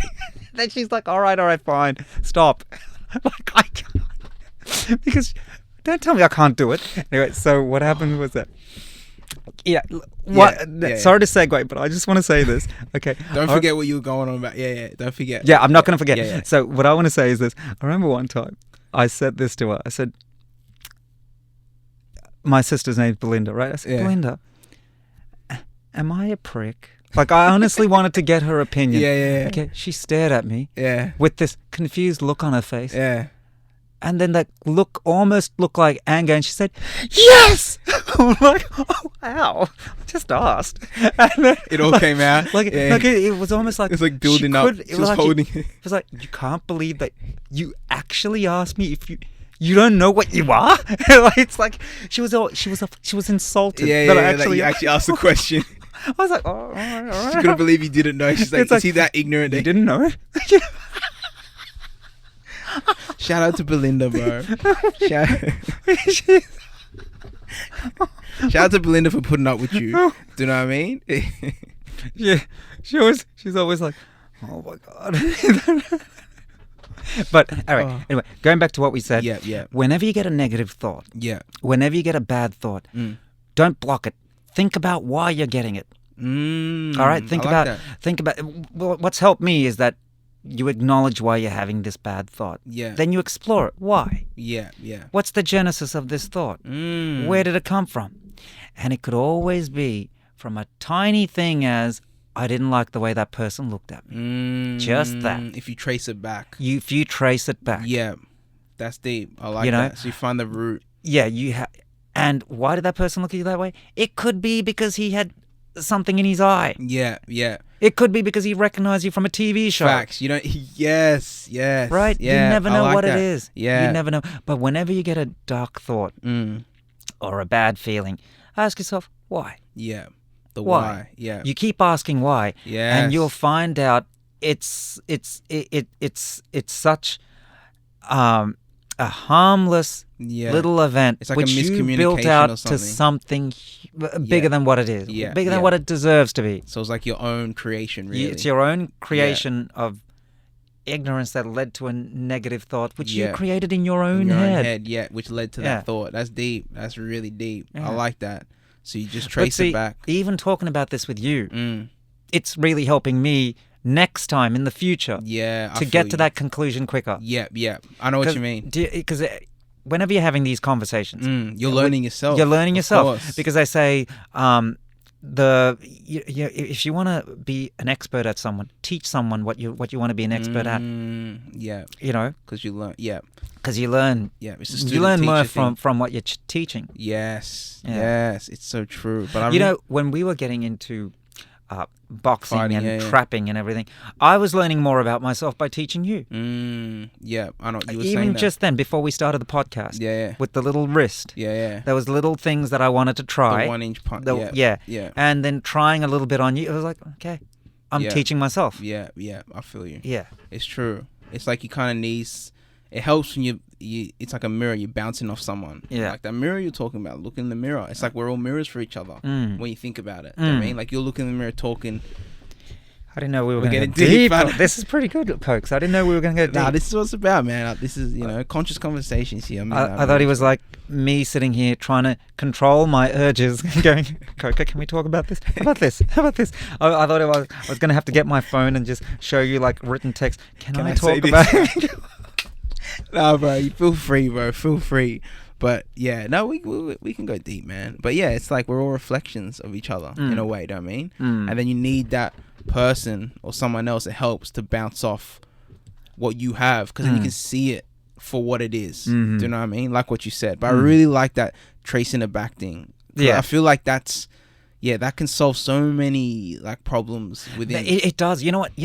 For me, most of my rage when I was younger came from frustration. I was a skinny kid. Yeah. And everyone that I knew was chunky or muscly or medium or thick. And I was a skinny kid and I just frustrated. It's like, but that happened for a reason. See, if I didn't feel like I'm sick of being like this, I wouldn't have gotten into Kung Fu. True. Because then it was just, oh, good, I can flatten people. Then it was just that chasing, flattening people. But then it's like, you can't, because someone's always going to be better. Right? That's it. There's always someone. It always came from, I'm not going to take shit from anyone. Yeah. I didn't take it from the chefs. I didn't take it from people in the street. So it's like, I need something where I... to kind of express that energy. Do you know what I mean? To channel it. And the minute no one's going to push you, no one... That challenge doesn't come from life anymore. Yeah, I feel because you. I think it happened for a reason. To teach you something. Yes, I like that. It's true though. It's true. So do you reckon behind, like with frustration, like that energy, do you think it's behind it is misunderstanding? Do you reckon that's what it is? Like, why do we get frustrated? Do you reckon it's because you're not understanding something fully? Like you're not getting the whole perspective of it? No, I was getting frustrated because I didn't like to be pushed around or told what to do or someone. I think that's all of us say. I hate that I don't like that either. I hate being told what to do. There's a certain personality type that it's like, no, you're not going to tell me what to do. You and I are like that. And it was like, wait a minute. Like even going back to that story of the chef. Other people are fine to think, all right, I'm going to let this man speak. I wasn't. Yes, true. Some people can take it. I can't take it. I can't take it. It's like, and if you can't be civil with me and if you were going to do something, I need to know that I can flatten you. I just need to know that within myself. Because sometimes you can look somebody in the eye. You can look someone in the eye and they automatically know it's like, I don't want to fuck with this I would rather stay away from this guy. if I can't get along with this guy. Yeah. Do you know? I know what you mean. Yeah. You can tell it's an energy. Yeah, and No, then once you absolutely. see that in someone, he's like, you know that it's like, oh, I'm never going to have a problem with this guy ever again. Yeah. Well, yeah. now we can be professionals. It's like a mutual respect. Mutual respect. It's like, I promise not to kill you. Yeah. I promise not to disembowel you and then play with your blood and then run around with your face going, look at you, look at me, I'm you. You know? Okay, we just went dark. We just went really dark. That's But- next level, bro. But remember what I said. Yeah. If you trace back to why you Yeah, said it, yeah. Ooh, here we go. okay. Now here's an Yeah, example. we're doing it in real I time here. meant to do that. I meant to do that just to show an example. Yeah, we're doing it in now, real time. Yeah, all right, let's Why do did all of that come out? Yeah. Partly, I wanted to entertain you. it. Yeah. I wanted to get a laugh out of you, Yeah. and I wanted It to paint a worked. picture. Yeah, yeah. There you go. See? True. You gotta Yeah, Yeah. okay, yeah, facts. Now that was intense, bro. look at me. I'm you. Okay. It places Oh, the man. lotion in the basket. Places the lotion on his skin, or else it gets the hose. Oi, I want to get some. Actually, let's get some imitations, bro. Who can you do? Who's your favorite? Who's your go-to? I'm really good with certain presidents. Presidents? Okay. Yeah. Who do you want to? Do you want to do one? I used to be able to do Bill Clinton. Okay. No, I can do Bill Clinton when not the Clinton now, who's in his 70s. Oh, see, I only This know is the that one. Clinton because people's voice changed. Yeah. I can do Clinton from when he was in his late 40s and 50s. Okay. Okay. All right. Hi, Monica. I did not have sexual relations with that woman, Miss Lewinsky. I never lied. Ha, ha, ha, ha, ha. I really liked that black shirt that you got there. I used to remember when I used to go to the Pentecostal church back in the South. They used to have black shirts like this all the time, and I used to think, I just wish that they would give me a shirt like that. I like that, bro. And I can do a little bit of JFK. We choose to go to the moon in this decade, not because it's easy, but because it's hard. Yeah. I can do little things like that. But when I was in high school, Yeah. last year of high school, Yeah. remember the movie Scream? The No, I Scream. watch it. You I never, know- you I know never seen the movie Scream? No, I don't. Okay, I so don't there's fuck with that them horror there's that movies, bro. voice that when the phone voice in Scream. I used to Okay. be able to do that, Oh, okay. You gonna do it? but you haven't seen the No, I movie though. haven't. So Maybe the family have seen it. so he calls and he says, Yeah. because he's in the house already. He's Yeah. like, which door am I at? It's like, well, there's the front door, there's the back door. Which door am I at? He's Dude, that's intense, bro. What the? that raspy voice. Yeah. That's some like murderous type of. That was intense, bro. I ain't used gonna to. Are you okay? So back in our workplace, Yeah. the one we used to work Yeah. in, Yeah. I used to. Our co-workers, Yeah. some of them, I used to put on this child's voice. I used to be able to do this child's voice. Yeah. Come to hell with us. What? Come to hell with us. Bro. Come to hell with us. Come to hell with us. It's nice down here. Nah, bro. That shit's freaky, bro. I ain't Is that gonna lie. freaky? That's Does that sound like a intense. child? Yeah. That was. You could do mad horror movie voiceovers, bro. Man. You would kill it. But I only have like real human beings to try it on. Please put me in something. Please help me. You know what I used to do? I don't think you ever used to realize. Yeah, actually, you know this. Sometimes the performances I wanted to do, Yeah. I would do it on our co-workers. You like You I went practice up to one of our co-workers. Yeah. I got on my hands and knees, Yeah. grabbed her around her legs, and I said, please help me to behave. Teach me how to be a good boy. I really want to be good. And then she went like this. Oh my God. What's wrong with you? I'm like, that's why I need you. Please help me to be a good boy. Oh, bro, you gotta tell me the name of this person after this. Bro. After this, I you would gotta, do. you gotta expose who that was. That's next. I can't believe you did that shit in the workplace. You gotta wait this. Alright. Let's get back. Okay, let's get back to Okay, you. we'll Let's get talk back about to that you. This guy, man. Will the family, people be able to see Vincent soon? Well, you know what? How's that going to happen? Well, there's a couple more. Festivals I want to do. Yeah. Because the whole reason why I did Vincent. Yeah. Was because my 2 co-stars. Yeah. They have the same agent. Okay. So I was invited to their Christmas party. Okay. And so when I went to their Christmas party, my co-producer kept on saying, "Well, tell me about this." Because did you tell so and so about it? Yeah. About it? And then I did it so the 3 of us can have something that we can send to agents. We can send to producers. Oh, is that what? Okay. Yeah, because if you see the story of Vincent, Yeah. right? This is something that it doesn't really get written, stuff like this. Hell no. And it's like a really expensive audition tape. Yeah. When you think about it. Oh, yeah, I know what you mean. For 3 people. Yeah, yeah. 3 different it really parts. Showcases all your... Yeah. That now I think about it, I see what you mean. You see that? Yeah, see, I each really character, see each character that's there can showcase something that you wouldn't think that you could cast them in. And I wanted to tell that story. Far out. That's some mastermind shit right there. That's why when I was writing the dialogue and everything, I thought, I got to make this 33% per person, because there was 3 main characters that I thought I want each person. True, it was very equal. You're right. No, Yeah. it was. Now I think about it. Damn. Wait, so can people watch it? Sorry, what was? There's you know how I said there's a couple more Film festivals. Yeah, there's a couple of festivals next year. Oh, you're gonna And wait. the ones that I couldn't do this year, I wanted to do next year. No, I feel you. My one regret is because of what was going on with visas. Wilmington, North Carolina, was showing it at a massive event or something like that. Yeah. But none of us could go there because of the lockdown. But that would have been that would have been amazing. It was like official selection. Yeah.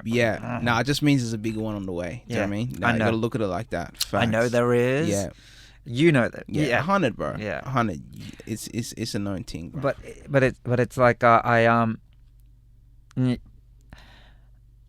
I do eventually want to make another one. Yeah. But I feel like something else is gonna come that's gonna take up my time. Yeah, I feel you. From me being an actor, but not as a writer or a a producer. I think something else will go. Acting wise. Yeah, acting wise. I don't know where it's going to come from. Yeah. I think it will. You've already got some stuff on the horizon. I already got right? some. Can you talk about that or not? Yeah, I can talk about that. Yeah. So let's talk about that. All right. So I got into my first romantic comedy. Let's go. All right, and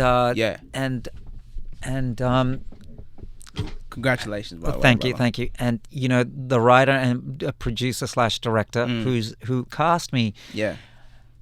What a lady! What a lady! Because it's like she's just a nice person, and it's good to work for somebody who's genuinely. You know what? I don't want to say nice, kind. I don't want to. It doesn't matter if somebody's nice or not. It matters if they're kind. And this was a kind lady, and when I got that feeling from her, I was like, "That's it. That's it. I'd love to be part of."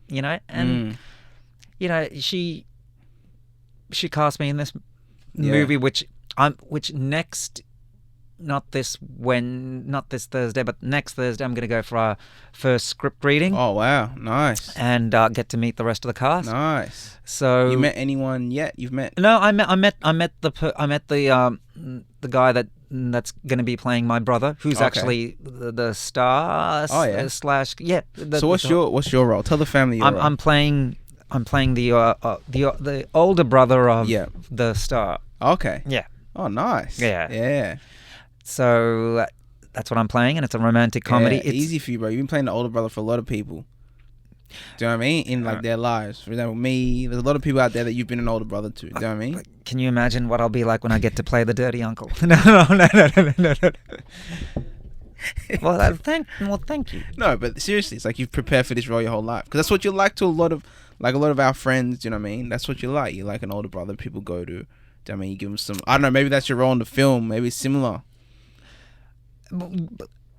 Yeah, I think I'm kind of like Well, I don't. I want to talk about, but because it's not my thing. Yeah, you don't want to. I don't want to. I don't want to talk No, because that's it's alright. like I'm only an actor in this. Yeah, yeah. So because We're gonna have you back though when it comes out. oh, please do. Yeah, because Please do. Then you can really. Please do, because she's a lovely lady. Yeah, yeah. And it's like you feel like you're on a path. You don't know what it is, but you know it's bright. That's what I feel like. Yeah. And I'm working. I have an agent that, I'm superstitious, so I can't talk about how great my agent is. Yeah. Because my agent's great, but I don't want to talk too much about it. Yeah. Because then it's putting too much energy on one side. We've got to keep it even. Keep it balanced. We got to keep it really balanced. The theme. Yeah. So you feel like you're on a path. Yeah. And you're grateful. It makes you grateful for all the bad things that's happened because you couldn't get this without the bad stuff. That's deep. You need to have them. It's what it's. I got two female friends that I'm really close to. It's like they're twins because they both go through bad relationships for the same amount of time at exactly the same time. Really? Yeah. Are they same like star signs or something? They I'll tell you who they are. I think you know who they are. Oh, okay, yeah, I think I know those who you two. are. Yeah. And I'll tell you.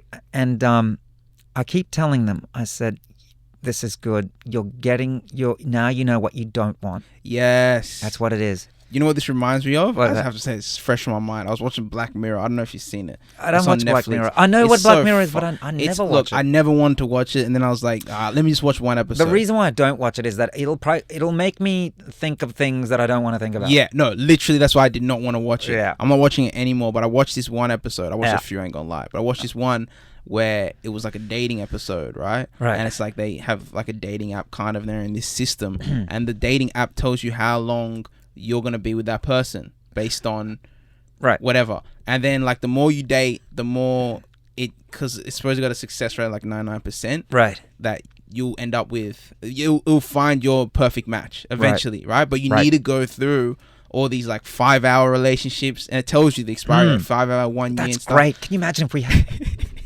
So maybe you should watch the episode. I never got into a dating app because I didn't want my photo out there. That's the only reason. Yeah, that is the only reason I don't have any dating apps. Yeah. It's the only reason. No, I don't have it either. For some reason, I don't. I used to when I was like 18. I tried it, but then I was like, nah. And I'm also scared that I'm going to run into someone I know. Fuck that. I'm like, oh, that's awkward. Yeah, you can't be putting up your headshots and stuff. No. Nah. Keep it. I mean, I usually wear a mask when I'm on a date anyway. No, just a joke. Hey, bro, people are wearing masks at dates. I mean, you know what? I mean, half the people that I'm going on a date with don't even realize that this is a date. No, that's a joke. They don't even know that it's not a choice. No, come on, all right, jokes. Dilshan Rain, ladies and gentlemen. Jokes. This is Dilshan, bro. This is brother Dil. They don't even. I mean, a year into it, they're like, "Don't you realize we are dating?" What?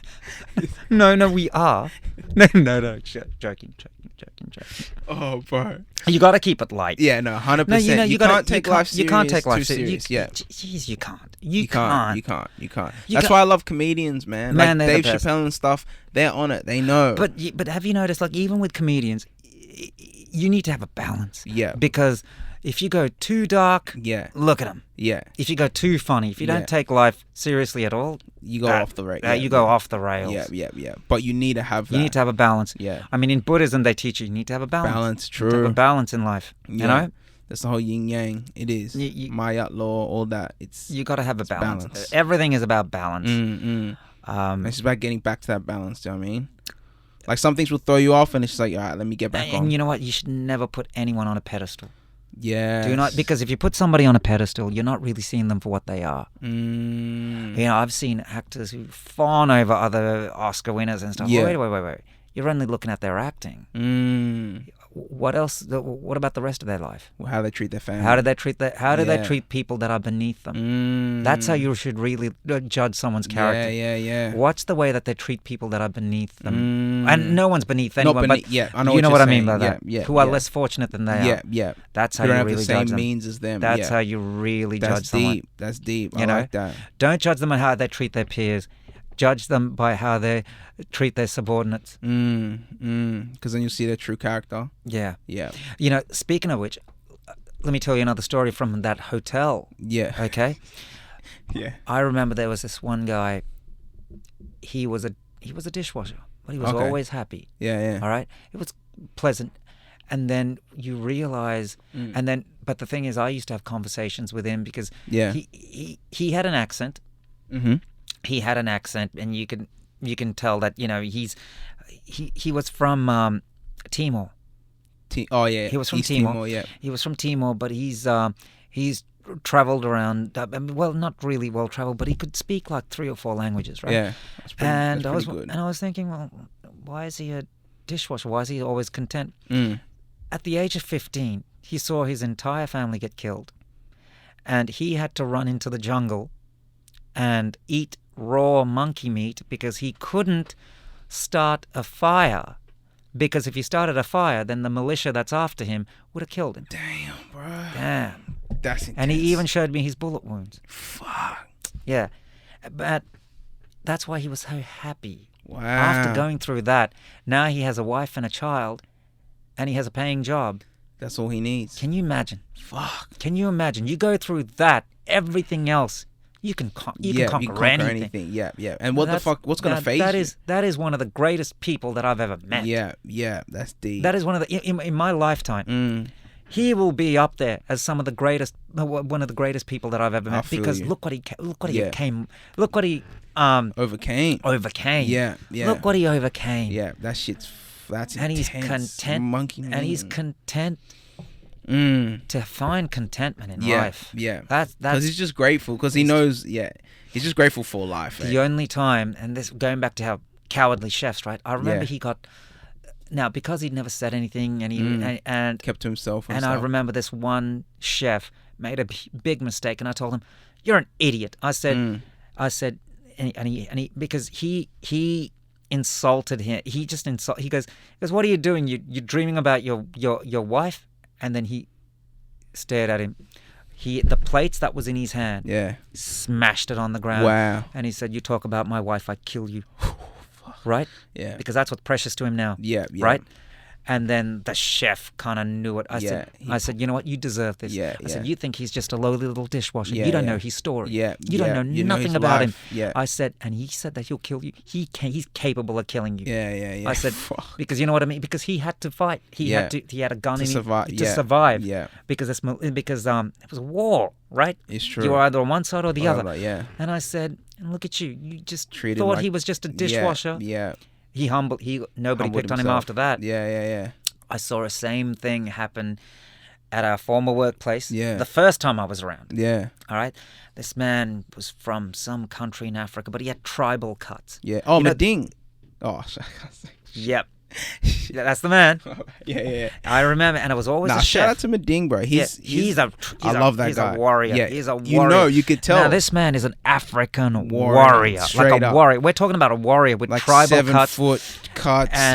And I saw the one time that that I saw him when he got mad, and this chef deserved it. He deserved, typical shithead chef. Yeah. Treating a dishwasher like that. Yeah. But he didn't know his story. And have you noticed people that have always gone through adversity and have overcome it are happy with any kind of job? Yeah. Because he went through hell. Yeah. Right. And he said, "Are you dreaming about Africa?"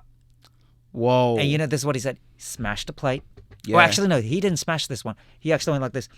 "You want me to wash the plates? I wash the plates. You want me to bring you plates? I'll bring you plates. You talk about Africa, I kill you." I've never seen anyone talk down to him, any other chefs talk down to him after that. No. Yeah. Now, you got to remember, this is not this generation. We're talking about 16 years ago. Yeah. They're shitheads. It's different. Okay? Yeah. Pardon my language, but there are shitheads out there that need Yeah. to be humbled. Yeah. And They when need I to be looked, checked. I smiled at him and I said, "Good on Yeah, he you." G-checked this moment. Yeah, you got to G-check. You got it. Yeah. You got it. Because the people that'll do that to you are cowards. Yeah.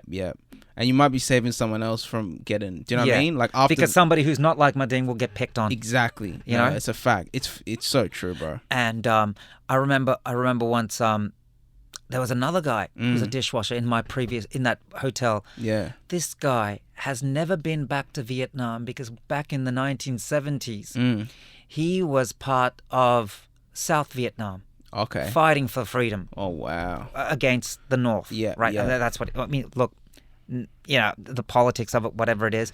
And he showed me his machine gun bullets. Wow. Bullets that he had from getting shot by the other side. Wow. But he was very humble, very nice guy. Always happy to see him. Always had a smile on his face. And I remember one time he told me, he goes, I don't have a good life. And I said, why do you say that? Because I used to have these deep conversations with him. Yeah. He said, the life that I had, and it's like, I'll never understand the pain that he had. Yeah. I'll never. Yeah. So I didn't even pretend to know. Yeah, to understand, yeah. But that's the other side of it. You got Dominguez, who's the first guy that I was telling you about. Content he was, always smiling. But who knows what demons he had inside of him. Within himself, haunting survived. him and shit, yeah.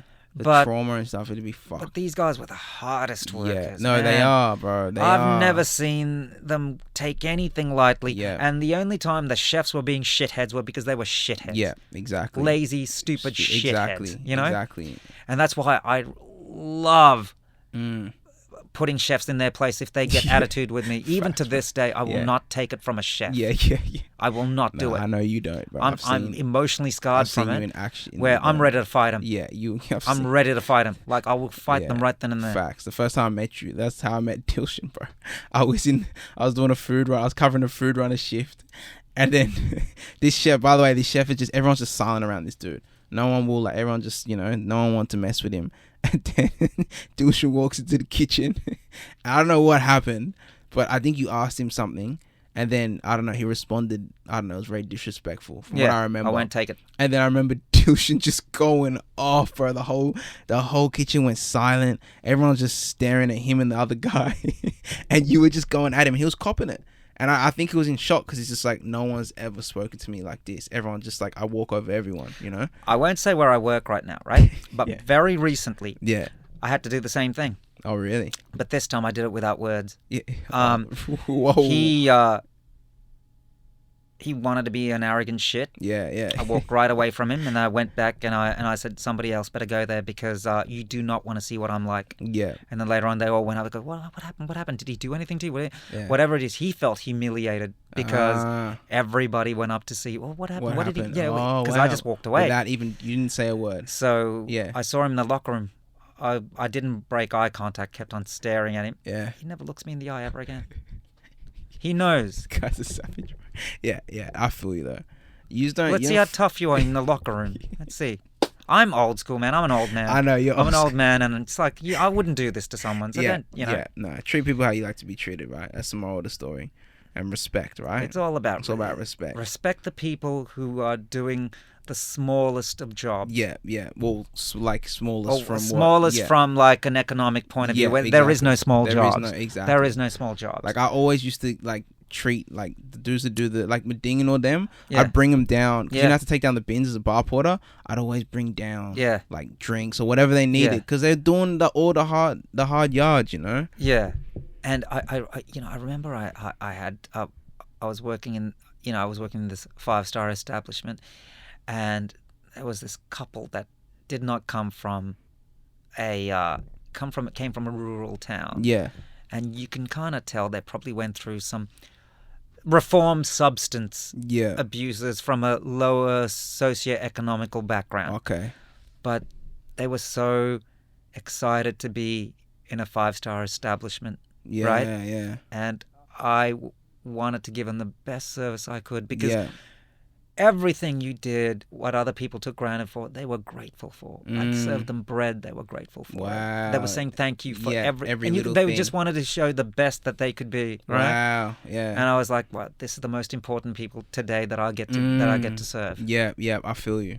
That's deep, bro. Yeah. No, but it is. These were the most important people for me that day. And they were grateful for every little thing. And because they were grateful, made me grateful. Because it's like, look how special this is for them. Yeah. And it made it special for you. That's nice, bro. Yeah.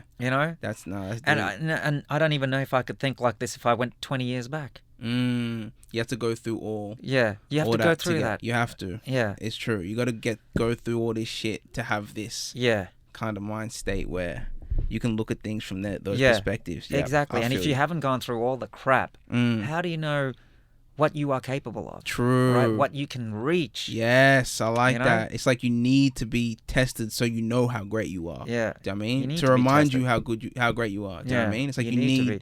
that pushback. You need to like not get an audition and bounce you know back. what? And me saying this is really me telling myself, Yeah. never judge anyone. Yeah. Facts. Because I'm still judging people. Yeah, I But think we all do, man. I do as well. Like even in my head, sometimes I'll accidentally like I don't even know why I do it, and it'll just happen. I'm like, fuck, but I have to check myself. Like you said, it's that moment. You can't let it go. Like you, as in let it go, of course, but like check yourself. But as soon ask as you yourself, do it. why? Yeah, Why did I do it? that's a check. That's Why a did I G do check that? right there. Yeah. You're right, and then trace it back. Yeah. That's it, man. All right, Dilshan, bro. All right, I appreciate. We're gonna wrap up. We're going to wrap up. But before we wrap up, Yes. anything that you want to tell the family that you got coming up, or give them your socials, like to No. follow you or anything? No, Nah, come no. on, man. No, Come on, no, bro. no, you know Black what, Reptile 13. I'ma say it then. Yeah. Follow him on the IG, Facebook. You know what? It's No, just so they can like, because people are gonna watch this, they'll be like, oh, I want to see. Do you know what I mean? They want to know what you're doing. Oh, look, the romantic How are we gonna comedies keep next. up to date with Dilshan? That's all we're saying. I just post stuff. I just post stuff on IMDb whenever Yeah. it comes Okay. up. Yeah. True. IMDb. IMDb. Okay. Yeah. And you know, like it's so the romantic comedy. Yep. When that's out. Yeah. When that's completed, Mm. I can talk more about Oh, that. we're gonna have you back for that for Okay. sure. For All sure. right. So you can dive into it But- and get everyone. Yeah. But basically, man, I'm proud of you. Nah, thanks, bro. I appreciate you. Oh, honestly. Nah, thank you for coming on, man. It's been amazing. Anytime, anything and for you're you. definitely gonna be back, especially Anything for after you. that romantic comedy. Anything bro, for 'cause you. I wanna. It's ironic, isn't it? Me, Yeah, in a that's romantic right. comedy, the least romantic person. Okay, get this. The least, the guy who was known Yeah. for being. Do you remember how? Okay, yeah, the guy who at work, all the girls would roll their eyes. Like, oh, that bastard! You're right. And I did it for giggles. The biggest savage. The biggest. The biggest savage I know is in a romantic comedy. A PG romantic comedy. Man, that's a performance. Bro, it can't be written any better, to be honest. And, It's but like it's this meant is to exactly be. what I deserve. Yeah. This is what you deserve. It's what you son get. of a bitch. You deserve This this. is your lesson. You prick. You- This is your lesson from God, bro. It is. Straight up. And I'm so grateful for it. Thank you Yeah, for the no, opportunity facts. No, for me to because I'll tell you what. The script reading that I'm going to do, they're going to see a side of me that I haven't seen. Yeah, true. Something. Yeah. So for about 2 hours, I'm going to have to put on this personality where I'm going to show the best that I could be. best version is. Because this is the best version I can be so far. Yeah. Because I cannot show any of these people what I'm really like. No, this. You are being yourself. I am being myself. You are. I'm very much being You myself. are. No, Just without that's it. the Just colourful language. Yeah, exactly. Nah, that's it too. But thank you for coming on, my brother. This is the Thanks third, for having me. This Thanks is the for third having me. episode. Thank you, Dilshan. It's Dilshan Rain right here, ladies and And gentlemen. you've been filming this, right? You'll be, of course, man. It's right oh, there. Oh, wow. This is forever. Yeah, so it's gonna go on YouTube. I'm gonna put it on Oh, the gram. wow. It's gonna come out not this week. This week we're always ahead 1 week. Oh, we good. try to stay ahead. So Good. probably either next week or the week after. Let me know. But I'm of course, bro. I'm gonna let you know, and you can put on the And socials you know what? and everything.